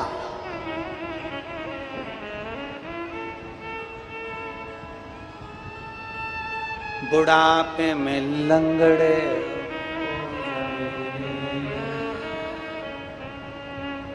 अग्रवाल जी, गोयल जी, गंडई में रहने वाले जितने भी हमारे, सबको फोन लगा के पूछोगे क्यों मम्मी आने का कह रही है कथा में, कुर्सी मिल जाएगी? अरे बुढ़ापे में, अरे बोलो बोलो जम के बोलो जरा, बुढ़ापे में घुटने दुख है, बुढ़ापे में कमर दुख है, बैठ तुम इसलिए बचपन है, जवानी है, अधेड़ी है। भगवान की कथा में बैठने का मौका मिल जाए, बैठ लो। 200-300 किलोमीटर के एरिया में कथा हो रही है तो चलकर, गाड़ी में बैठकर, अपने परिवार वालों के साथ में बैठकर, चलकर जाकर कथा सुन लो। कई लोग तो गंडई के भी ऐसे होंगे जो 2 कदम चलकर कथा में नहीं जा रहे होंगे, बहुत भीड़ है, बहुत भीड़ है, बहुत भीड़ है, कैसे जाऊं, कैसे जाऊं, कैसे जाऊं। और शिव महापुराण की कथा कहती है, जो शिव महापुराण के ट्रैफिक से निकल गया, समझ लो वो बैकुंठ की ओर निकल गया।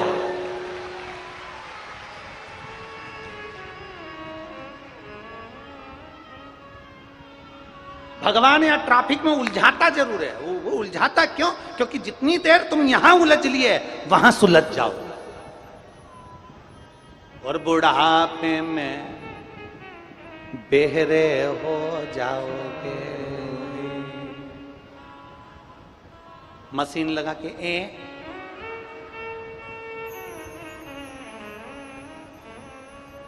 वो एक कथा आती है ना कि वो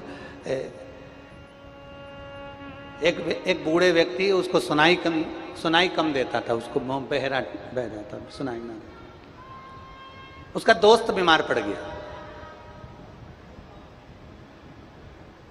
अब दोस्त बीमार पड़ा तो हॉस्पिटल में एडमिट था, और हॉस्पिटल में एडमिट तो इसने अपने लड़के से कहा, रे मेरा दोस्त बीमार है रे, मुझे दिखा ला। ये उसको देखने चले गए। अब ये कान से बह रहा, होठों से पहचान जाता, थोड़ा थोड़ा कान से बह जाता। अब यह हॉस्पिटल में पहुंचा, वो बेचारा आईसीयू के रूम में पड़ा था, बॉटल भी चढ़ रही थी, और गुस्से में तो वो था ही, क्योंकि चिढ़ रहा था बहुत। बीमार होता है व्यक्ति तो थोड़ी चिड़न आ जाती है, चिड़चिड़पन आ जाता, बीमार व्यक्ति को थोड़ा चिड़चिड़ हो जाता। दवाइयाँ गोलियां खाते खाते, रिपोर्ट जांच कराते कराते चिड़चिड़। अब इतने में ये पहुंच गया, जाते से इसने पूछा कैसे हो? इतने में जो पलंग पर पड़ा था वो कह रहा मर रहे हैं। अब इसको सुनाई तो दिया नहीं, इतने में कह दिया भगवान की कृपा है। अब इतने में फिर वो बहरे व्यक्ति ने पूछ लिया किसका इलाज चल रहा है? अब जो पलंग पे पड़ा था कि यमराज का चल रहा है। इतने में वो बेहरा व्यक्ति बोला, बहुत अच्छा डॉक्टर है, तुरंत निर्णय कर देता है।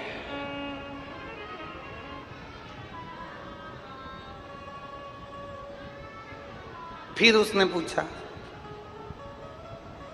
क्या क्या खाने का बोला? बेरा व्यक्ति बोला, उसने कहा भाटा खाने का बोला, पत्थर। इसने कहा खाते रहो सुबह शाम। अब इसको सुनाई दे, खाते रहो।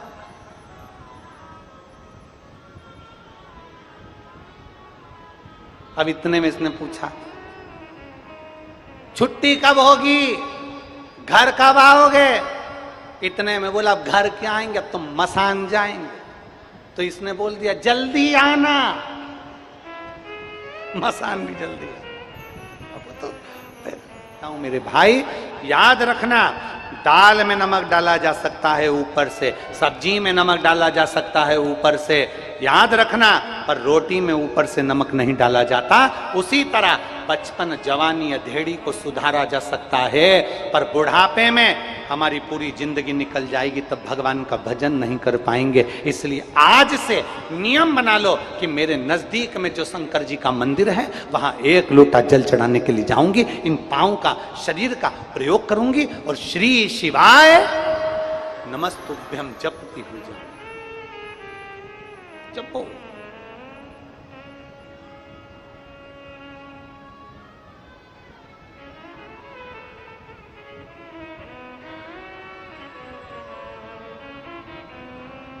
भगवान का भजन करते महाराज।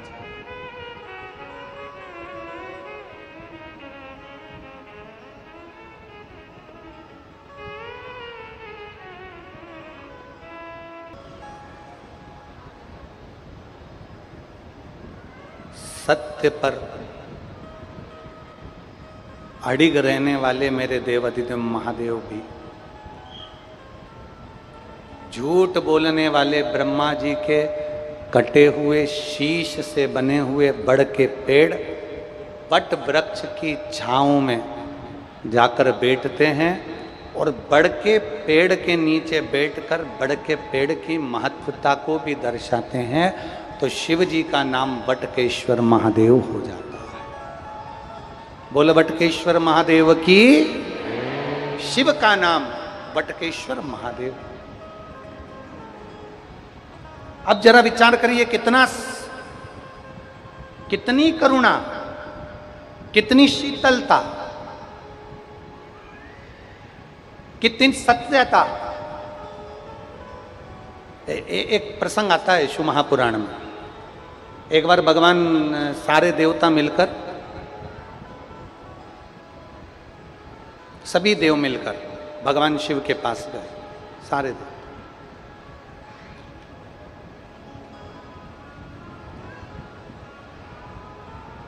आज पूरे ब्रह्मांड जितने जितने आदिक देव हैं, सबकी सब भगवान शिव के पास जा, भगवान ओगड़दानी के पास जा। चलते चलते बीच में साधु संत ऋषिगण गुरुगण मिल गए, उनको भी साथ ले लिया। और यही शिव महापुराण की कथा कहती है।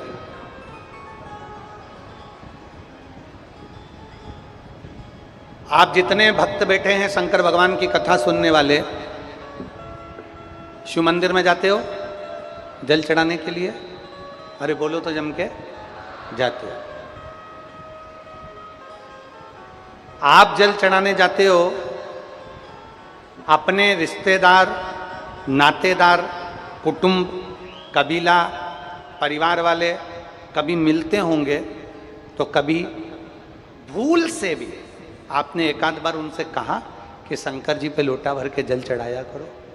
बोलो तो जम के। बोला? मतलब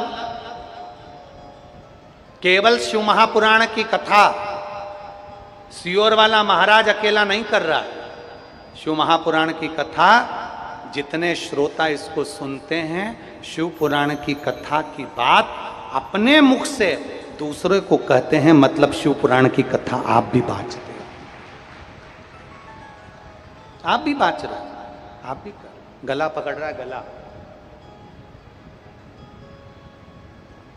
मतलब शिव महापुराण की बात आप भी बाँच रहे हो, कह रहे हो, मतलब आप भी शिव महापुराण की चर्चा कर रहे हो, जनमानस को प्रेरणा दे रहे हो। जनमानस को प्रेरणा दे रहे हो, शिव के धाम जाइए, शिवालय जाइए, एक लोटा जल समर्पित करिए, श्री शिवाय नमस्तुभ्यम का स्मरण करिए। कभी मौका मिल जाए, बेलपत्र के वृक्ष के नीचे बैठकर पंचाक्षर मंत्र नमः शिवाय, षडाक्षर मंत्र ओम नमः शिवाय, श्री शिवाय नमस्तुभ्यम का जाप करिए। कभी मौका मिले, कभी अगर समय मिले तो भगवान शिव के धाम जाए। सारे देवता मिलकर भगवान शंकर के धाम चल दिए, सब मिलकर।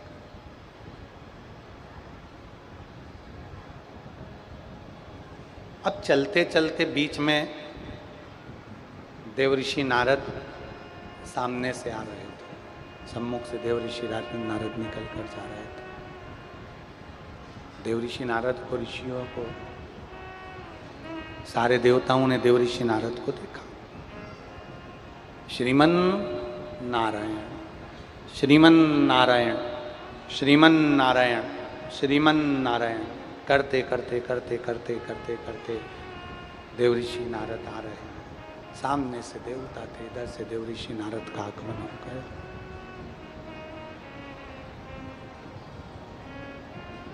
देवऋषि नारद ने पूछा, देवऋषि नारद ने पूछा कि आज सारे देवता मिलकर कहाँ जा रहे हैं? आज इतने सारे देवता मिलकर कहाँ जा रहे हैं?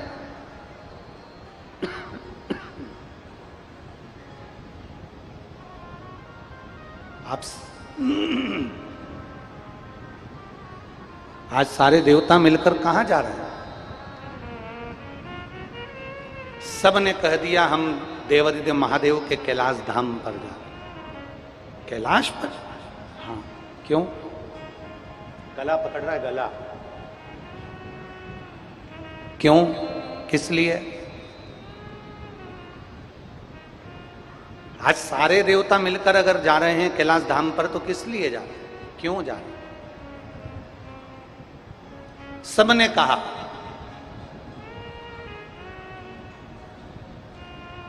हम देवादिदेव महादेव के पास इसलिए जा रहे हैं क्योंकि भगवान महेश मां उमा को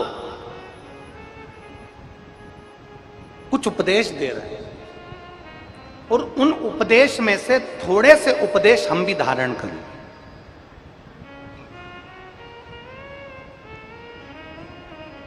उन उपदेशों में से थोड़े से उपदेश हम भी अपनी जिंदगी में उतारें। देवऋषि नारद ने कहा हम भी चलें,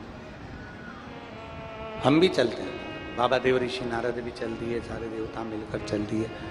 सारे देव और देवऋषि नारद जब चले, चलते चलते चलते चलते कैलाश धाम पर पहुंच गए, जहां पर भगवान देवादिदेव महादेव महेश्वर भगवान मां उमा को अपने उपदेश दे रहे थे, समझा रहे थे और उन उपदेशों को सुनने के लिए सारे के सारे देवता विराजमान हो गए। तभी भगवान शंकर के स्वरूप को, उनके प्रतिबिंब को सारे देवता देख रहे हैं। एक टकटकी लगाकर देख रहे हैं, एक टकटकी लगा।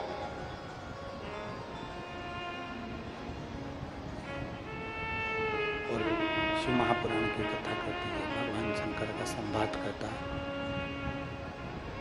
शिव महापुराण का चरित्र कहता है, भगवान शंकर का संवाद कहता है। किसी शिवालय में जाकर अगर आप एक लोटा जल नहीं चढ़ा सकते, किसी शिवालय में जाकर आप बेलपत्र नहीं चढ़ा सकते, किसी शिवालय में आप जाकर झाड़ू पोछा नहीं लगा सकते, किसी शिवालय में जाकर आप भगवान का श्रृंगार नहीं कर सकते, किसी शिवालय में जाकर आप दीप प्रकट नहीं कर सकते, तो शिव महापुराण की कथा कहती है किसी शिवालय के सामने, शंकर भगवान के मंदिर के सामने से जब निकल कर जाओ तो उस शिवालय के सामने खड़े होकर मात्र देवादिदेव महादेव का दर्शन मात्र एक टकटकी लगाकर अगर आपने एक बार महादेव का मात्र दर्शन भी कर लिया तो भी मेरा महाकाल बाबा प्रसन्न हो जाता है, तो भी प्रसन्न।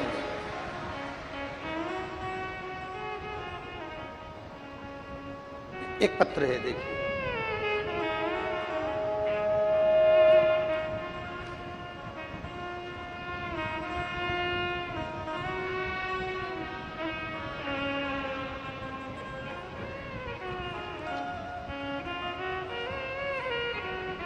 मैं सीमा सोनी, पति प्रकाश सोनी, निवासी बेमत्रा, वार्ड क्रमांक 18, जिला बेमेत्रा, छत्तीसगढ़ से हूँ। कहीं बैठी हूँ तो हाथ हिला सकती हैं। मैं सीमा सोनी, पति प्रकाश सोनी, निवासी बेमेत्रा, वार्ड क्रमांक 18, जिला बेमेत्रा, छत्तीसगढ़ से आई हूँ। कहीं बैठी हूँ तो हाथ हिला सकती हैं। और अगर बच्चे को लेकर आई हूँ तो व्यासपीठ के पास में आ सकती हैं।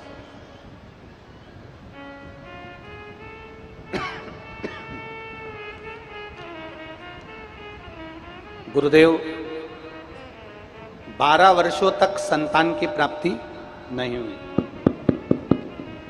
12 वर्षों से डॉक्टरों का इलाज चलता रहा पर संतान की प्राप्ति नहीं हुई। 12 वर्ष तक रेगुलर मैंने डॉक्टरों को भी दिखाया, वेदों को भी दिखाया, जगह जगह गोदी भी भरवाई, पर औलाद का सुख नहीं आया।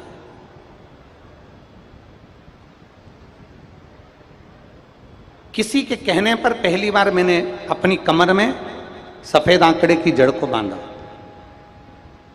क्योंकि विश्वास तो हमारा खत्म हो गया था, भरोसा तो हमारा टूट गया था कि 12 वर्ष हो गए और संतान का सुख नहीं है।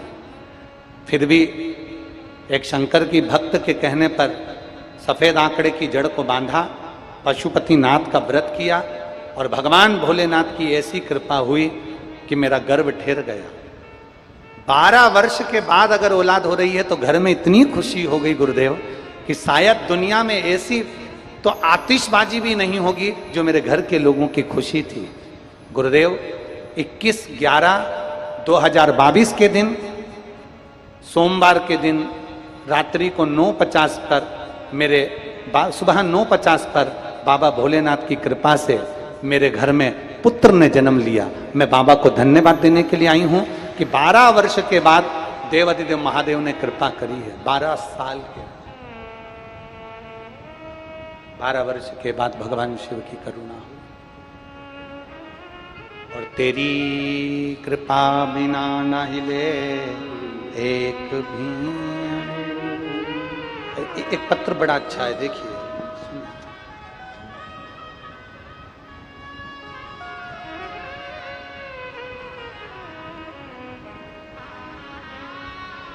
इंद्रासन सिंह, एलईडी पर आप लोग पत्र पढ़ा करो, साथ में जितने लोग आस्था चैनल पर कथा सुनते हैं वो भी पत्र पढ़ा करो। इंद्रासन सिंह, पत्नी ज्ञानती देवी, हाउसिंग बोर्ड और क्षेत्र भिलाई। मैं ज्ञानती देवी, हाउसिंग बोर्ड भिलाई, छत्तीसगढ़ से हूँ। कहीं बैठी हो तो हाथ हिला सकती हैं। दिख रही हैं ज्ञानती देवी? अगर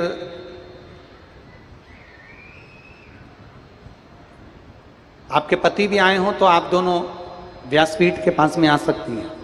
अगर पति भी आए हैं उनके, आए साथ में, तो उनको भी लिया, आ जाइए। मैं ज्ञानती देवी, हाउसिंग बोर्ड भिलाई से आई हूँ। मैं क्या वर्णन करूँ गुरुदेव, मेरे पति की तबीयत 15 दिसंबर को अचानक खराब हो गई और उनकी आवाज़ में बदलाव आना शुरू हो गया। आवाज़ के बदलाव के कारण बस हम उनको डॉक्टर को दिखाए। डॉक्टर को दिखाते दिखाते उनकी आवाज़ 80% चली गई। 80% चली गई तो न्यूरोलॉजिस्ट को दिखाया, फिर जांच करना प्रारंभ करी और एमआरआई वगैरह कराने पर मालूम पड़ा कि उनको कैंसर हो गया। जब उनको गले का कैंसर बताया, इसके बाद हमें पता चला तो हमने फिर वापिस दूसरे हॉस्पिटल में जांचें कराना प्रारंभ करी तो मालूम पड़ा कि उनके ब्रेन में ट्यूमर भी हो गया। और ट्यूमर हो गया, जिसके कारण बस उनका शरीर कष्ट बढ़ता चले गया। तकलीफ इतनी बढ़ गई गुरुदेव कि हम वर्णन नहीं कर सकते। 24/1/2024 को हम फिर दूसरे हॉस्पिटल में गए। वहां उनसे कहा गया कि ऑपरेशन के लिए डॉक्टर ने कह दिया। ऑपरेशन की तारीख निश्चित हुई 25 और 26 जनवरी। 25-26 जनवरी का ऑपरेशन पक्का हुआ, पर 25-26 जनवरी को छुट्टी थी, तो ऑपरेशन की तारीख 29 जनवरी फाइनल करी गई। 29 जनवरी को ऑपरेशन की तारीख निकली।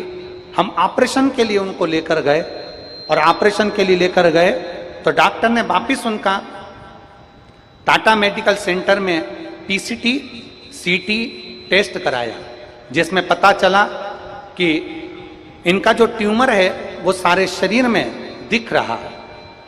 फिर वापिस एक बार जांच कराई गई ऑपरेशन के पहले, तो मालूम पड़ा कि उनको ट्यूमर भी नहीं है, कैंसर भी नहीं है, और बाबा की ऐसी कृपा हुई गुरुदेव कि उनकी बायोप्सी जब कराई गई तो उसमें सारी रिपोर्ट नॉर्मल आई, जिसके अंतर्गत कैंसर समाप्त हो गया था। गुरुदेव, डॉक्टर ने 25-26 जनवरी ऑपरेशन का कहा था।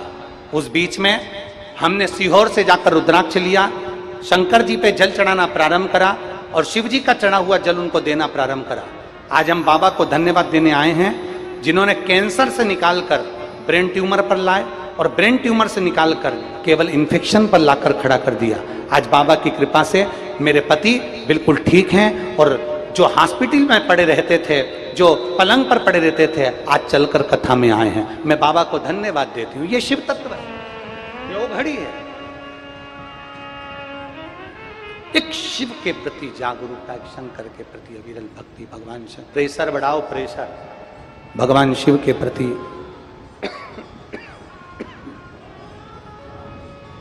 भगवान शिव के प्रति जागरूकता, शिव के प्रति तुम्हारा भरोसा, शिव के प्रति तुम्हारा विश्वास, शिव के प्रति तुम्हारी दृढ़ता, ये मूल है। बहुत सारे देवता टकटकी लगाकर एक नेत्र से, एक बिंदु से भगवान शिव का दर्शन कर स्तुप्त हो, स्तुप्त हो। भगवान शिव के नेत्र खुले, और भगवान देवादिदेव महादेव के जब नेत्र खुले तो भगवान शंकर ने पूछा,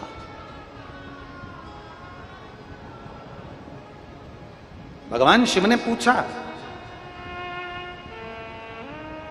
आज पूरे 33 कोटि देवता मेरे सम्मुख में आए हैं, इनके आने का कारण क्या है देवऋषि? देवऋषि नारद जी ने कहा, प्रभु आए तो थे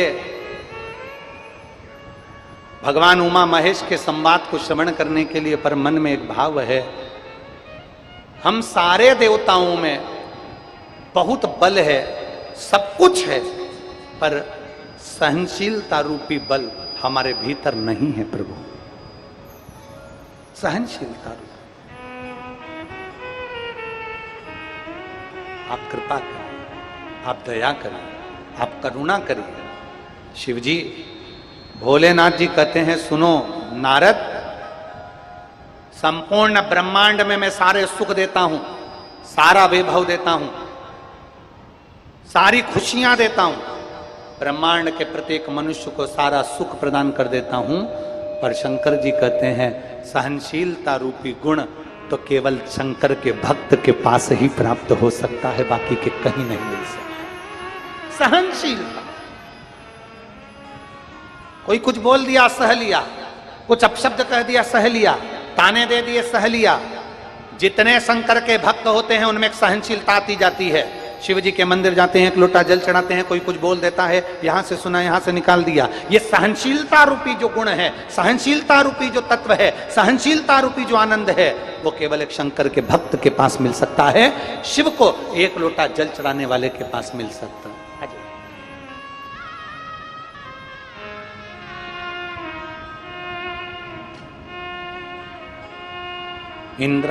इंद्रसन सिंह पत्नी श्री ज्ञानती देवी, हाउसिंग बोर्ड क्षेत्र भिलाई से हैं। एक बार जोरदार ताली बजाएं जिनको डॉक्टर ने पहले कैंसर बता दिया, बाबा देवादिदेव महादेव की ऐसी करुणा हुई।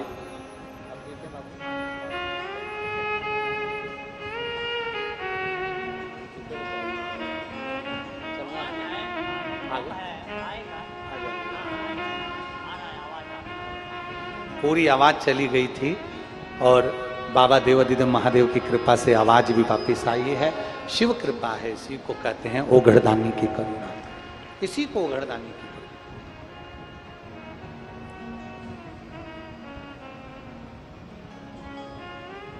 पहले कैंसर बताया, शिव कृपा से फिर ट्यूमर पर आया, ट्यूमर से फिर इन्फेक्शन पर आया और बाबा की कृपा से ऑपरेशन भी टल गया और बाबा की कृपा से यहाँ शिव महापुराण की कथा श्रवण करने के लिए गंगई आवी।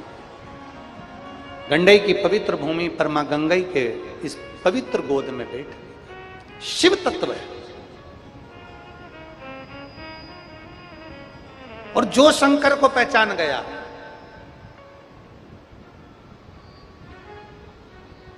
जो देवादिदेव महादेव को जान गया, उसका जीवन सार्थक है। ब्रह्मा जी से कहा, जब भगवान देवादिदेव महादेव स्वयं बड़ के पेड़ के नीचे, बट वृक्ष के नीचे, जब देवादिदेव महादेव भगवान शंकर बड़ के पेड़ के नीचे, बट वृक्ष के नीचे जब मेरे देवादिदेव महादेव विराजमान हो जाते हैं, बटकेश्वर महादेव के रूप में विराजित हो जाते हैं।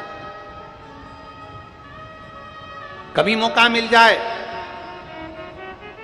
कितने भी कर्जे में चल रहे हो, कितने भी कर्जे में, कितना भी कर्जा बढ़ गया, अगर किसी बड़ के पेड़ के नीचे शंकर जी का शिवलिंग हो तो एक लोटा जल चढ़ाना प्रारंभ कर दीजिए, धीरे धीरे कर्जा चूकना प्रारंभ हो जाएगा। बटकेश्वर महादेव कृपा जरूर कर।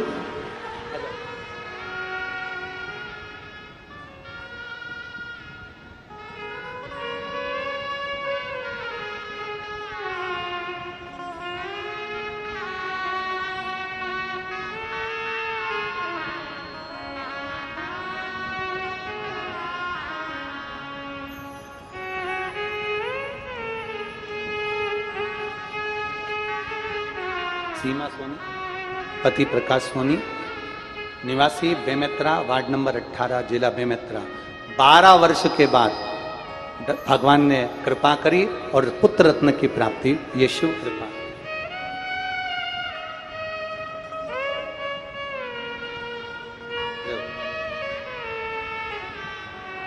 प्रणाम करो, प्रणाम करो, प्रणाम करो, प्रणाम करो।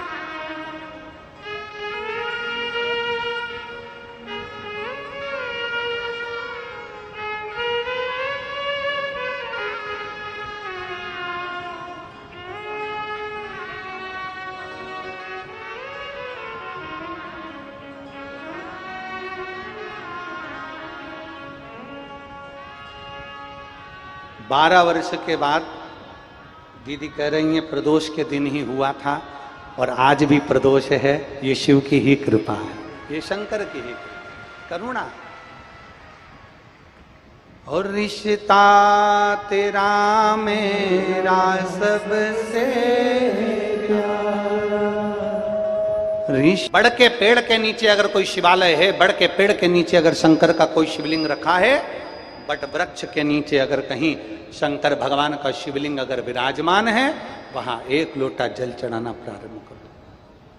फिर निवेदन करूंगा, कितना भी दर्द हो, कितना भी दुख हो, कितना भी कष्ट हो, कितनी भी तकलीफ हो, कितना भी कर्जा हो, कितनी भी जिंदगी में दुख चल रहा हो, मरने का विचार नहीं करना, थोड़ी मेहनत ज्यादा करना, अपने कर्म के प्रति जागरूक होना और थोड़ी मेहनत कर कर।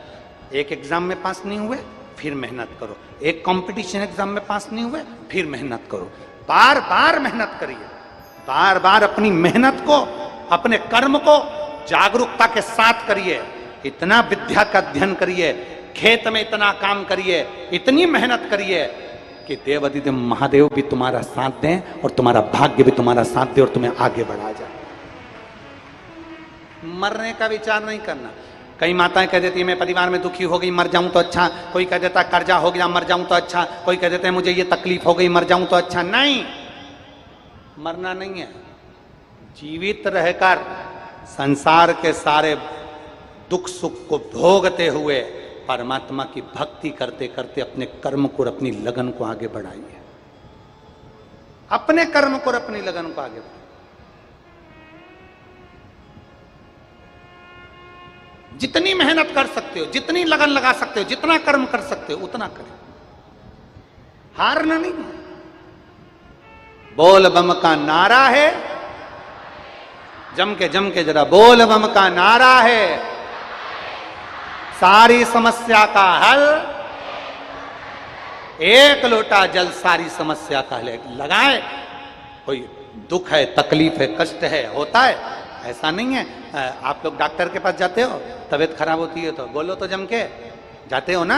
हमने पहले भी कथा में कहा कि डॉक्टर शंकर का एक रूप है, डॉक्टर शिव का एक रूप है। अगर शरीर में कष्ट है तो पहले डॉक्टर के पास जाना चाहिए, तकलीफ है तो डॉक्टर के पास जाना चाहिए। डॉक्टर बताए जांच कराओ, डॉक्टर बताए दवाइयां खाओ, और भगवान शंकर का नाम लेकर उस पर विश्वास कर कर डॉक्टर पर भरोसा कर कर दवाई खाइए, आपको फल मिलेगा। तबीयत खराब होती है डॉक्टर के पास जाते हो कि नहीं जाते हो? अरे बोलो जम के जाते हो। डॉक्टर क्या बोलता है? जांच करवाओ, ब्लड की जांच करवाओ, इसकी जांच करवाओ, थायराइड की जांच करवाओ, सारी जांचें डॉक्टर करवाता है। और जांच करने के बाद में फिर डॉक्टर दवाई देता है। कितने दिन की देता है? कम से कम 5 दिन, 7 दिन, 15 दिन की दवाई डॉक्टर देता है। बोलो देता है कि नहीं देता? जम के बोलो जरा, देता है ना। डॉक्टर ये तो नहीं कहता कि अभी की अभी दवाई खाओ और आराम लग जाएगा। बोलो बोलो ईमानदारी से, क्या बोलता है? 2, 4, 5 दिन तो लगेंगे, 7 दिन तो लगेंगे, 8 दिन तो लगेंगे, 15 दिन तो लगेंगे, हॉस्पिटल में एडमिट रहना पड़ेगा, दवाई खाना पड़ेगी। 7 दिन अगर हॉस्पिटल में एडमिट रहोगे, बॉटल चढ़ती रहेगी, इंजेक्शन लगता रहेगा, दवाई लेते रहोगे, आराम लग जाएगा। जब डॉक्टर 7 दिन लेता है और 7 दिन में दवाई में ठीक कर देता है, उसी तरह अगर जिंदगी में दुख आया है तो महादेव की कथा भी 7 दिन लेती है, धीरे धीरे दुख काट ही देती है, धीरे धीरे दुख कटता है। थोड़ा समय लगता, थोड़ा समय लगेगा पर दुख कटेगा। डॉक्टर भी 7 दिन की दवाई देता है, 5 दिन की दवाई देता है। भोलेनाथ की कथा कहती है तकलीफ ज्यादा है, शंकर के मंदिर जाना मत छोड़ो, 1 लोटा जल चढ़ाना मत छोड़ो, धीरे धीरे दुख कटेगा, कटेगा जरूर, बाबा खुशियां देगा, देगा जरूर। अच्छा, आप लोग इतने सारी संख्या में बैठे हो, लाखों की संख्या में बैठे हो, 1, 2, 3 पंडाल भरे हैं, पीछे के पूरे ग्राउंड भरा पड़ा है, टेंटों में जगह नहीं है, लोग बाउंड्री पे चढ़े हुए, आसपास में रोडों पर यहाँ बैठे हुए हैं, ग्राउंड में जहाँ जहाँ जमीन पर। आपसे एक बात पूछें, जब से आपने शंकर जी को जल चढ़ाना प्रारंभ करा तब से, और उसके पहले का समय जब आप जल नहीं चढ़ाते थे, सावन में जाते थे, शिवरात्रि पर जाते थे, दोनों समय को जरा विचार करना एकांत में बैठ। जो पहले का समय निकला वो कितनी तकलीफ का, कितने कष्ट का समय था, और आज हम रोज शंकर जी को जल चढ़ाते हैं तो भगवान अगर दुख भी देता है तो धीरे धीरे समाप्त करता चले जाता है और सुख का जीवन हमको देना प्रारंभ कर देता है। वो शिव है, वो उघड़ी है, वो शंभु, उसी को शंकर का, उसी को उघड़दानी का। भगवान ब्रह्मा विष्णु और महेश तीनों पधार कर सृष्टि की रचना का कार्य करते हैं। तीनों पधार रहे हैं, जोरदार ताली बजाकर स्वागत करें ब्रह्मा विष्णु महेश के। सृष्टि की रचना का कार्य प्रारंभ करते हैं। ध्यान देंगे, 30 जून से विदिशा अनाज मंडी में शिव महापुराण की कथा रहेगी। 30 जून से बड़े भाव से विदिशा वालों प्रेम से देवादिदेव महादेव कुबेर भंडारी की इस पवित्र कथा का लाभ लीजिए और अपने जीवन को धन्य बनाइए।